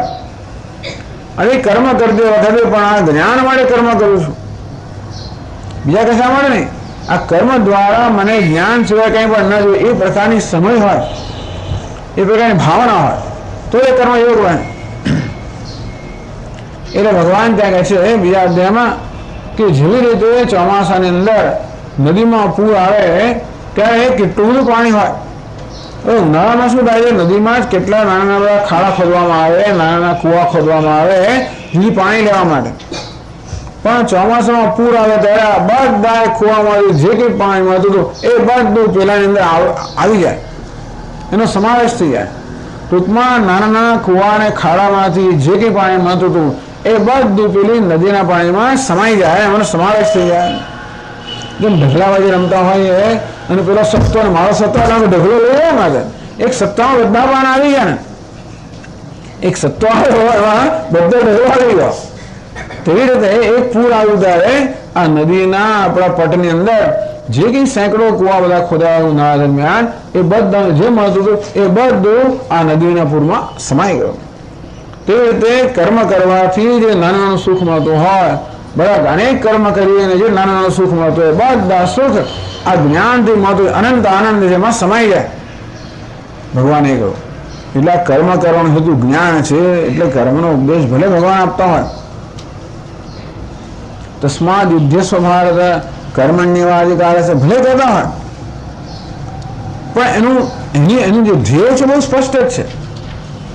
કર્મનું ધ્યેય છે જ્ઞાન. બુદ્ધૌ શરણમન્વિચ્છ કૃપણા ફલહેતવઃ. અર્જુન તો બુદ્ધિનું શરણ લે, જ્ઞાનનું શરણ લે. કર્મથી મળતા વાળા ભોગનું ફળનું શરણ ના લઈશ, પરંતુ કર્મ દ્વારા જ્ઞાનનું શરણ લે. એ રીતે કર્મની પરિસમાપ્તિ જ્ઞાનમાંથી, કે કર્મથી જે કંઈ પ્રાપ્ત થાય બધું જ્ઞાનની અંદર સમાઈ જાય. પછી ચોથા અધ્યાયમાં કહેવામાં આવ્યું સર્વમ કર્માખિલમ પાર્થ જ્ઞાને પરિસમાપ્યતે. હે પાર્થ, બધું જ કર્મ, કોઈ શેષ વગર બધું જ કર્મ જ્ઞાનમાં પરિસમાપ્ત થાય. અર્થાત કર્મનો એક જ હેતુ છે જ્ઞાન જન્માવવું, તો જ્ઞાનનું સાધન બનવું. એટલે સાધન વસ્તુ એવી છે ને કે સાધ્ય પ્રાપ્ત માટે પછી પૂરું થઈ ગયું ને. આપણે હોળીમાં બેસીને નદી પાર કરતા હોઈએ તો હોળી પછી અંત આવી ગયો, આપણે પેલા કિનારે પહોંચેલો હોળીનો અંત આવી ગયો ને. તેમ કર્મ સાધન છે જ્ઞાનનું, અને જ્ઞાન પ્રાપ્ત એટલે કર્મનો અંત આવી ગયો. એટલે કૃતાંત કહેવામાં, કર્માંત કહેવામાં આવ્યું કે વેદાંત શાસ્ત્ર જ્ઞાન શાસ્ત્ર છે, અર્થાત જ્ઞાનનું પ્રતિપાદન કરનારું શાસ્ત્ર છે. ત્યાં ટૂંકમાં જીવનમાં જે જાણવાનું છે એનું ત્યાં પ્રતિપાદન કરવામાં આવ્યું છે. શું જાણવું તત્વ નથી, તો એ જ્ઞાન માટે સાધન છે કર્મ. અને એ જ્ઞાન પ્રાપ્ત થયું એટલે કર્મનો અંત આવી ગયો, એટલે કર્મનો ઉપયોગ પૂરો થઈ ગયો. કર્મ ચરિતાર્થ થયો, સમાપ્ત એટલે કર્મ ચરિતાર્થ થયો તો કર્મનો ઉપયોગ પૂરો થઈ ગયો. હવે કર્મની કોઈ આવશ્યકતા નથી, એટલે કર્મનો અંત આવી ગયો. બંને રીતે કહેવાય. નિરતિશય પુરુષાર્થ પ્રાપ્ત્યર્થમ. જુઓ, નિરતિશય પુરુષાર્થ, નિરતિશય જ્યારે ચઢેલું કોઈ પણ ના હોય એવી વસ્તુ, એવો પુરુષાર્થ પ્રાપ્ત કરવા માટે, એટલે કે અનંત સુખ પ્રાપ્ત કરવા માટે. સર્વ અનર્થ નિવૃત્ત્યર્થમ છે, અને બધા દુઃખમાં નિવૃત્ત થવા માટે જે જાણવાનું છે શું છે? તત્વમસી. આ એક જ અહમ બ્રહ્માસ્મિ આપણને બધા જ દુઃખમાંથી મુક્ત કરે અને બધું સુખ પ્રાપ્ત કરે આપે. બીજું શું જોઈએ છે? આ એક જ વસ્તુ છે. આપણે એક જ રટણ કરીએ, અહમ બ્રહ્મ. રટણ નહીં કરવાનું, અહમ બ્રહ્માસ્મિ, અહમ બ્રહ્માસ્મિ, બસ એના પર જ વિચાર કરીએ. દુઃખ શાના કારણે છે? જો જે કંઈ દુઃખ છે એટલા જ માટે કે બ્રહ્મથી વિખોડો પડેલો છે, એ દુઃખનું કારણ છે. ભલે આપણને ગમે દુઃખના કારણ લાગતા હોય, મારી પાસે પૈસા નથી, મારો તાવ, મારો ફલાણો, હજાર વાતની આપણે મુશ્કેલી હોવા પડે, એ બધાની પાછળ એ બધી વસ્તુ દુઃખ ક્યારે આવે? પેલાથી વિખોડા પડે છે. એટલે એ વિખુડા ના પડાવે તો કોઈ વસ્તુ દુઃખ ના આપે. આ હોય કરો, તાવ આવે કરો, દુઃખ જુદી વસ્તુ છે. દુઃખ કેમ છે? બ્રહ્મથી વિખોડા પડ્યા છે. આ વાક્ય શું કહે? અહમ બ્રહ્માસ્મી. એ વિખોડા પણ દૂર કરે છે. તે વિખોડા છું જ નહીં. તો તેથી એ વિખોડા પડ્યા હોવાના કારણે જે દુઃખ તો દુઃખ જતું રહે, અને બ્રહ્મ આનંદ સ્વરૂપ હોવાના કારણે આનંદ પ્રાપ્ત થાય. બંને વસ્તુ થાય. એક જ કટકે શું કે એક ગાય બે કટ્યા, એક જ કાંકરે બે પક્ષીમાં રહેવું છે. ખરેખર એક કાંકરે બે પક્ષી. કયા બે પક્ષી? બધા દુઃખની નિવૃત્તિ અને જોડે બધા સુખની પ્રાપ્તિ. બે જુદી વસ્તુ નહીં. તત્વમસી એક જ વાક્ય છે. આપણા ટૂંકમાં આપણે કહેવાય શિબિરની અંદર સબ દુઃખો કે એક દવા, લાખ દુઃખો કે એક દવા એવું છે. તો બધા દુઃખની એક જ દવા છે, તત્વમસી. અહમ બ્રહ્માસ્મિ. એ સિવાય બીજી કોઈ દવા નથી. એ સિવાય બીજી કોઈ દવા તો જુદી વાત છે. બીજી દવા એટલે શું? માથું દુખતું હોય તો આ માથાની દવા લે, બીજી દવા ફરી દુખે એટલે આપણે એને દવા કહીએ, જુદી વાત છે. થોડું ટાળે દુખાવો, બીજું કઈ નહીં. છેલ્લે એક દિવસ એવું આવે કે દવા લે તો દુખવા જાય નહીં, એવું થાય. તો જીવનમાં એવું જ થતું હોય. શરૂઆતમાં આવી વસ્તુ આપણે દુઃખને ટાળી શકીએ, પછી દુઃખને ટાળી શકતા નથી. દુઃખનો એક જ ઉપાય છે, તત્વમસી.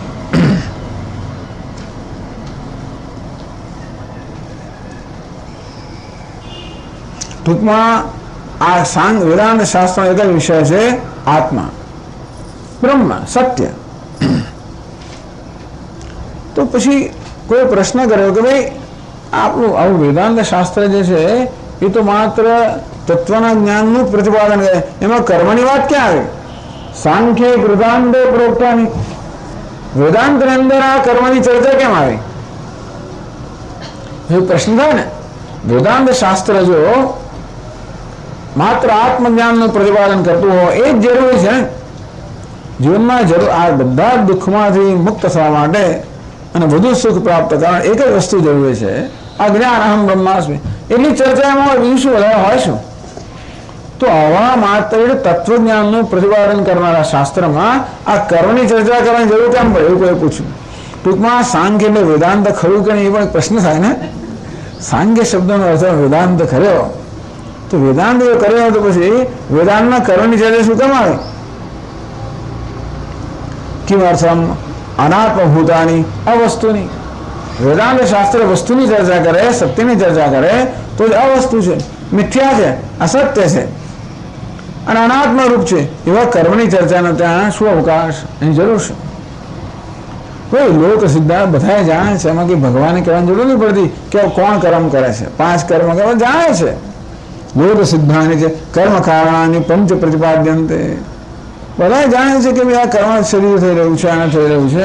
અને તો એવું બધી વેદાંત દશા પ્રતિપાદન કરવાની જરૂર શું પડે? જે જાણતા હોય આપણે એને એનું પ્રતિપાદન કરવાની શાસ્ત્રમાં જરૂર નથી.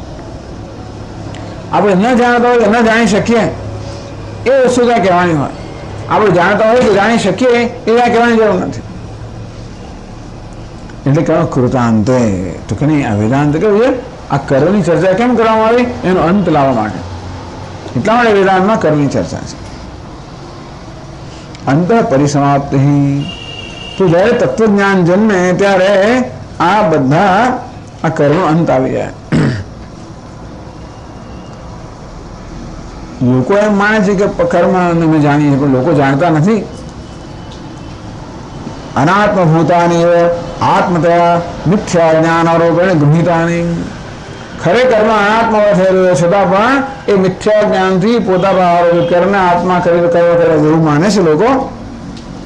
આત્મતત્વજ્ઞાન બાધ સિદ્ધથી આ કર્મ જે છે એ આત્માના જ્ઞાનથી નષ્ટ થઈ જાય, થાય એનો બાધ થઈ જાય. એનો બાધ કરવા માટે, આ ભ્રમનો બાધ કરવા માટે કર્મની ચર્ચા વેદાંતમાં છે. કારણ કે કર્મ થઈ રહ્યો અનાત્માથી, એનો આત્મા પર આરોપ કરવામાં આવતો તો જ કર્મનો અંત આવે. વસ્તુનો દુનિયામાં અંત આવે ને એક જ વસ્તુનો અંત આવે. જે મિથ્યા છે એનો અંત આવે, બાકી કોઈ વસ્તુનો અંત ના આવે. ખાલી બદલાઈને આ પાછી આવે. ટૂંકમાં વસ્તુ અંત આવે ને જીવનની અંદર મિથ્યા એનો અંત આવે. બાકી તો શું થાય? આ કપડાનો અંત કયા? એનો તંતુ થઈ જાય, ચાલો એનો અંત આવે બીજું કયું થઈ જાય. ટૂંકમાં એનો અંત આવે જ નહીં. વસ્તુનો ખાલી રૂપ જ બદલાયા કરે. અંત કોણ આવે? જે મિથ્યા હોય એનો જ અંત આવે. રજ્જુ સર્પનો અંત આવે. તો એ મિથ્યા છે. તો કર્મ મિથ્યા હોવાના કારણે એનો અંત આવે. ટૂંકમાં વેદાંત શાસ્ત્રમાં કર્મની ચર્ચા શેના માટે છે? એ મિથ્યા છે કહેવા માટે. જેથી એના મિથ્યાત્વનું જ્ઞાન થાય. મિથ્યા કઈ રીતે છે? અનાત્મા વડે થાય છે, છતાં આત્મા પરનો આરોપ કરવામાં આવે છે. અને માટે આત્મા કર્મ કઈ વસ્તુ મિથ્યા છે. એનું મિથ્યાત્વ જણાવવા માટે તેથી આત્માના વાસ્તવિક સ્વરૂપના જ્ઞાનથી આ કર્મનું મિથ્યાત્વ સિદ્ધ થયું અને માટેનો બહાર થયો, એનો અંત આવી ગયો. આ પ્રમાણે કર્મનો અંત લાવવા માટે કર્મનું મિથ્યાત્વનું પ્રતિપાદન કરવા માટે શાસ્ત્રમાં કર્મની ચર્ચા છે. કર્મના બે અર્થ કરવામાં આવ્યા. કર્મ એટલે ક્રિયા. કર્મ એટલે વ્યાકરણનું કર્મ. કર્તા અને કર્મ. એ કર્મ એટલે કોણ? જગત થઈ ગયું. કર્તા એટલે દ્રષ્ટા એટલે આત્મા અને કર્મ એટલે કોણ? જગત. કર્મ મિથ્યા છે એટલે શું? જગત મિથ્યા છે, દ્વૈત મિથ્યા, આ બધી વસ્તુઓ. અને તેથી આનું મિથ્યાત્વ જણાવવા માટે આ કર્મની ચર્ચા છે.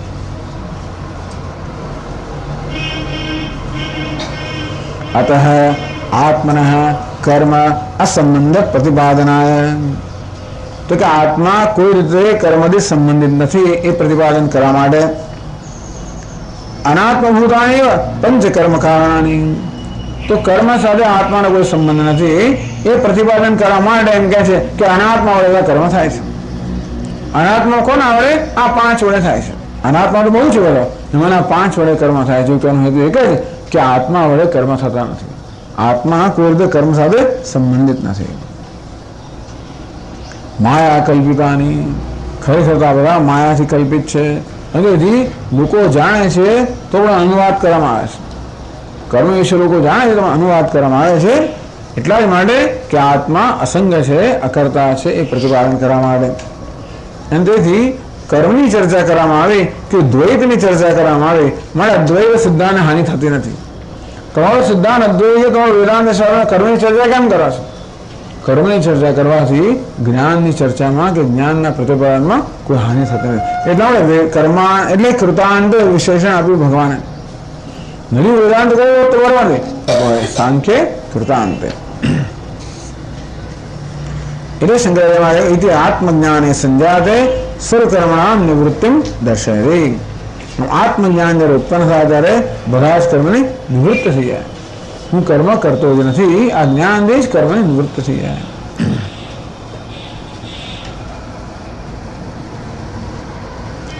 એટલે છેલ્લા વાક્યમાં કહે છે અતઃ તસ્મિન આત્મજ્ઞાનાર્થે સાંખ્યે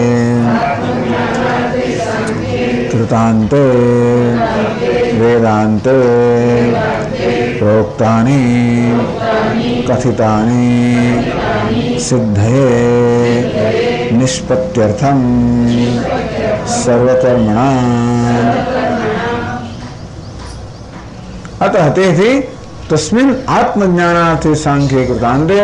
તો આત્મજ્ઞાનનું પ્રતિપાદન કરવું એ મુખ્ય વિષય છે એવા વેદાંત શાસ્ત્ર જેને કૃતાંતમાં કહેવામાં આવ્યું. ત્યાં વેદાંત શાસ્ત્રમાં કર્મનો અંત લાવવા માટે આ કર્મની આ પ્રકારે ચર્ચા છે.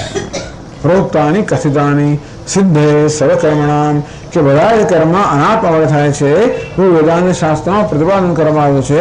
એટલા જ માટે કે આત્મા કર્મથી સંબંધિત નથી. માટે કર્મ અનાત્મા વડે થાય છે, મિથ્યા વડે થાય છે. માટે મિથ્યા છે, માટે એનો ભાવ થાય અને જે કર્મનો અંત આવે. એટલા માટે વેદાંત શાસ્ત્રમાં આ કર્મની આ પ્રકારે ચર્ચા કરવામાં. ત્યાં શું કરવામાં આવ્યું કે આ કર્મ કોના વડે થાય છે? આ પાંચ કારણો વડે થાય છે.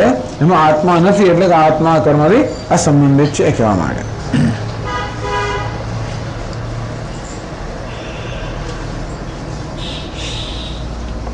આગળ કહે છે કાની તાની ઉચ્યતે.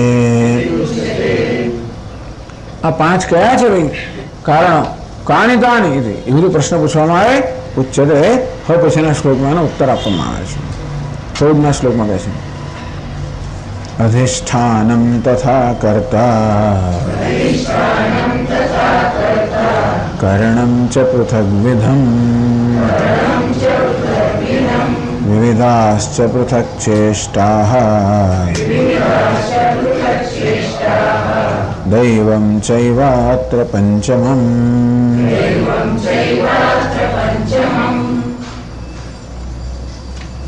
અધિષ્ઠાનમ સ્થાન, અધિષ્ઠાન એટલે સ્થાન, સ્થાન જે આપણા કર્મ થાય છે તે, તથા કર્તા એટલે શરીર કહે છે. અધિષ્ઠાન એટલે અહીંયા શરીર અર્થ કરશે.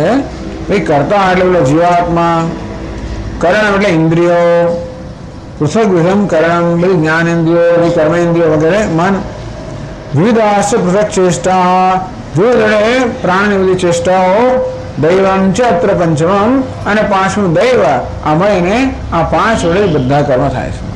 આ પાંચની ગણતરીમાં આત્મા નથી, એટલે કે કર્મ કરવામાં આત્માનો કોઈ પ્રકારનો ફાળો નથી. આત્મા કરોની શબ્દ આ સંબંધિત છે.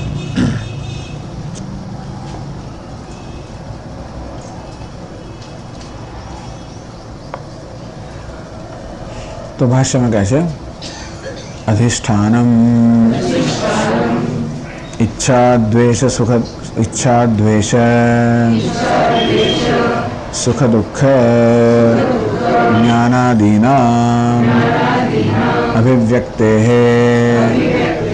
આશ્રયઃ અધિષ્ઠાનમ શરીરમ તથા કર્તા ઉપાધિલક્ષણ ભોક્તા કरणं च श्रोत्रादिकं शब्दादि उपलब्धये पृथग्विधं नाना प्रकारं द्वादश संख्यं विविधाश्च पृथक् चेष्टाः वायवीयाः प्राणापानाद्याः दैवं च एव दैवमेव च अत्र एतेषु चतुर्षु पंचमं पंचानां पूर्णम् इत्यादि चक्षुरादि अनुग्राहकम्.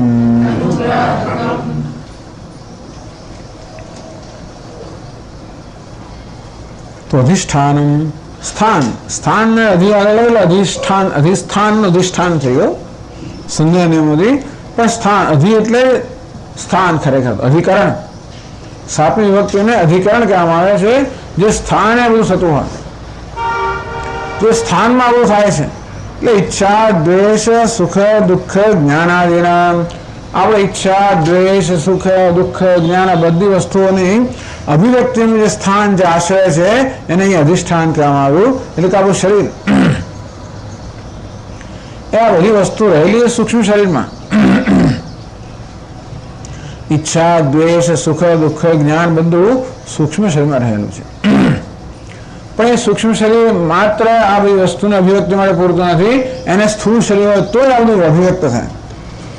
જેમ એવી શક્તિ તો વીજળીમાં રહેલી જ છે, પણ તોય પણ આપણી પાસે બલ્બ હોય તો જ વીજળીની પેલી શક્તિ, પ્રકાશ શક્તિ અભિવ્યક્ત થાય. તેવી રીતે આ ઈચ્છા દ્વેષ સુખ દુઃખ જ્ઞાન બધા રહેલા છે સૂક્ષ્મ શરીરમાં, પરંતુ એ સૂક્ષ્મ શરીરને અભિવ્યક્તિ માટે માધ્યમ છે સ્થૂળ શરીરનું.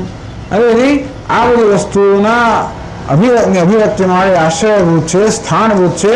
એ સ્થૂળ શરીર માટે અધિષ્ઠાન શબ્દ વાપરવામાં આવ્યો, શરીરમ.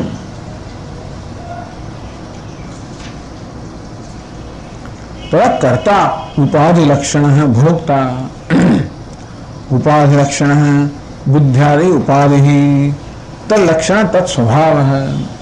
उपाधि लक्षण उपाधि स्वभाव है. उपाधि નો સ્વભાવ છે આત્મા.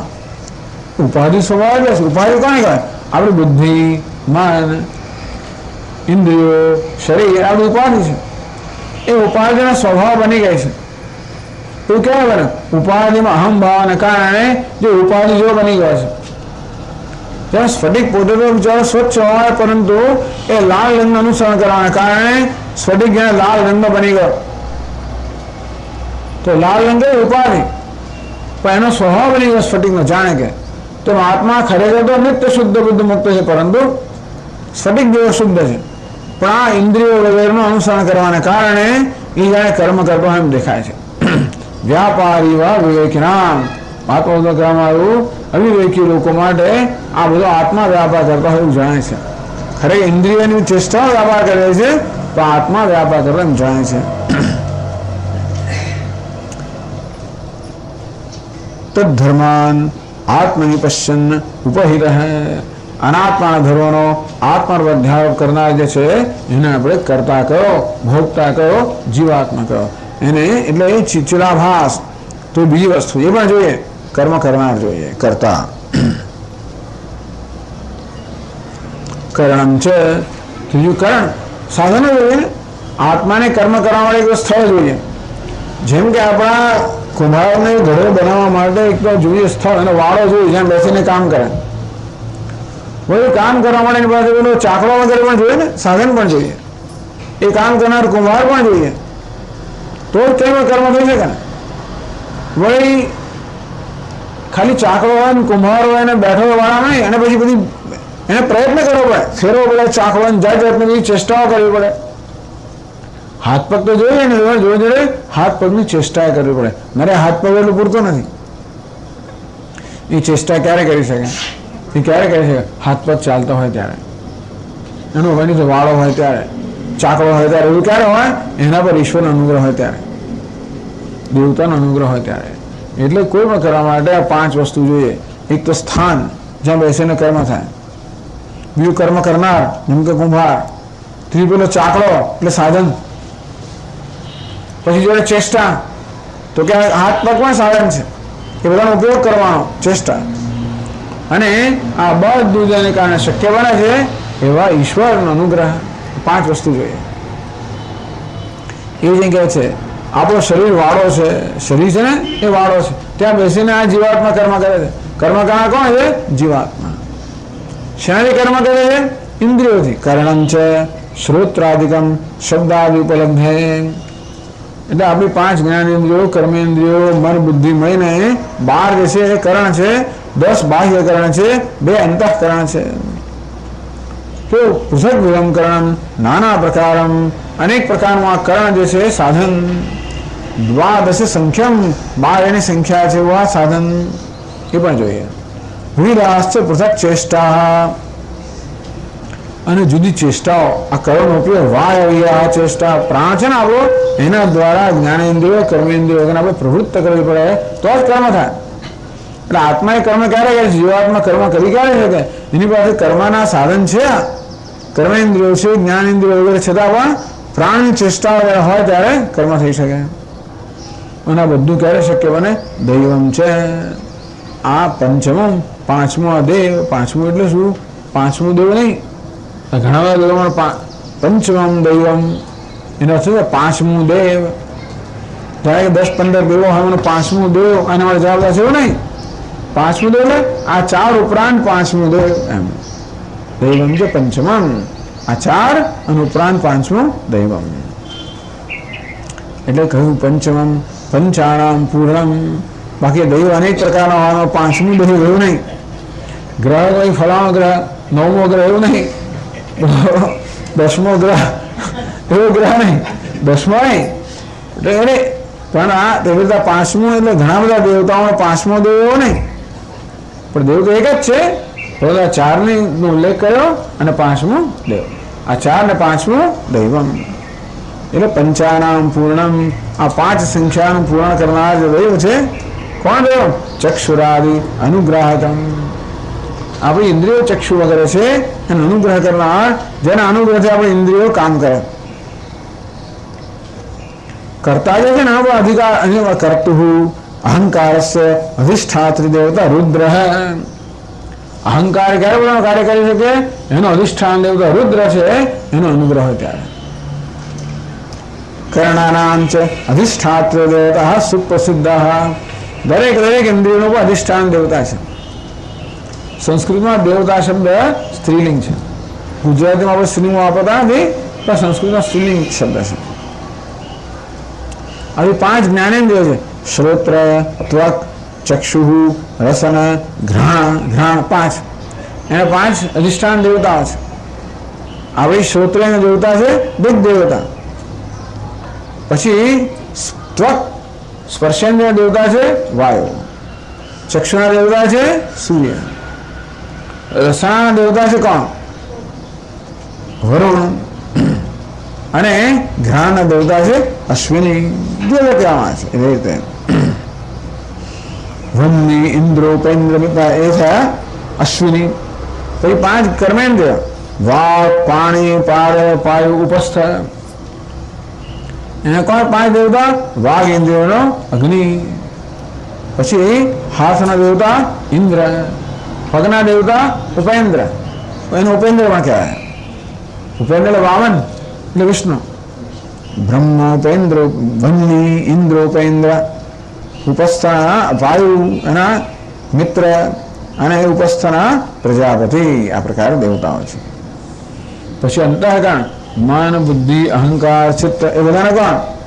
મનના દેવતા છે તો ચંદ્ર, બુદ્ધિના દેવતા છે બૃહસ્પતિ, અહંકારના દેવતા છે રુદ્ર, ચિત્તના દેવતા છે વાસુદેવ. આ પ્રકારે બધા અધિષ્ઠાન દેવતાઓ, આ બધા મળીને દૈવમ છે.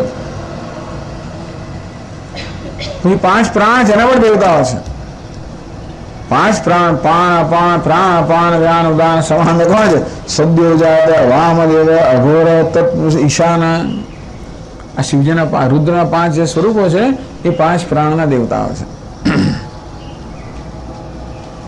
આ બધા દેવતાઓ એટલે તે ચેષ્ટા માટે, તે ઇન્દ્રિયના કાર્ય માટે આ દેવતાનો અનુગ્રહ આવશ્યક છે.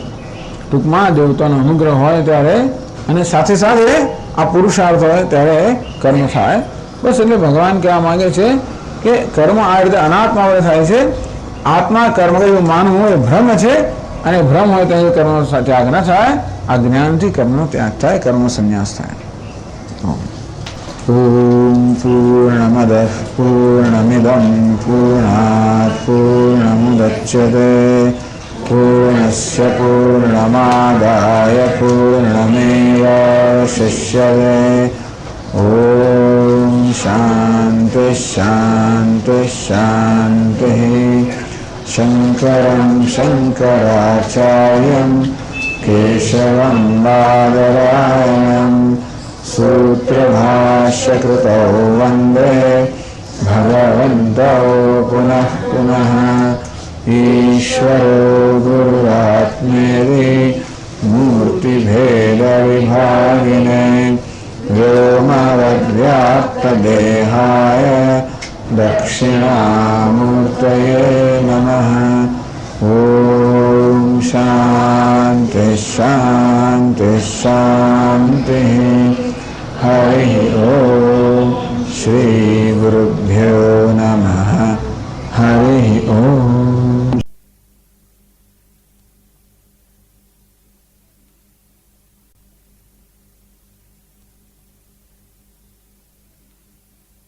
ઓમ નારાયણઃ પરો વ્યક્તાत्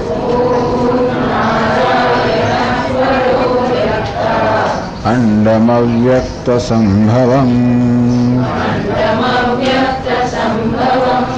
અંડસ્યાन्तસ્તુ મે લોકાઃ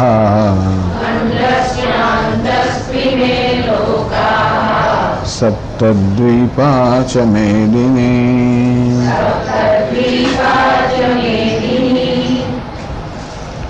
પંચૈતાનિ મહાબાહો કારણાનિ નિબોધ મે. સાંખ્યે કૃતાંતે પ્રોક્તાની સિદ્ધયે સર્વકર્મણાં અધિષ્ઠાનં તથા કર્તા કरणं च पृथग्विधम् विविधाश्च पृथक् चेष्टाः दैवं चैवात्र पञ्चमम्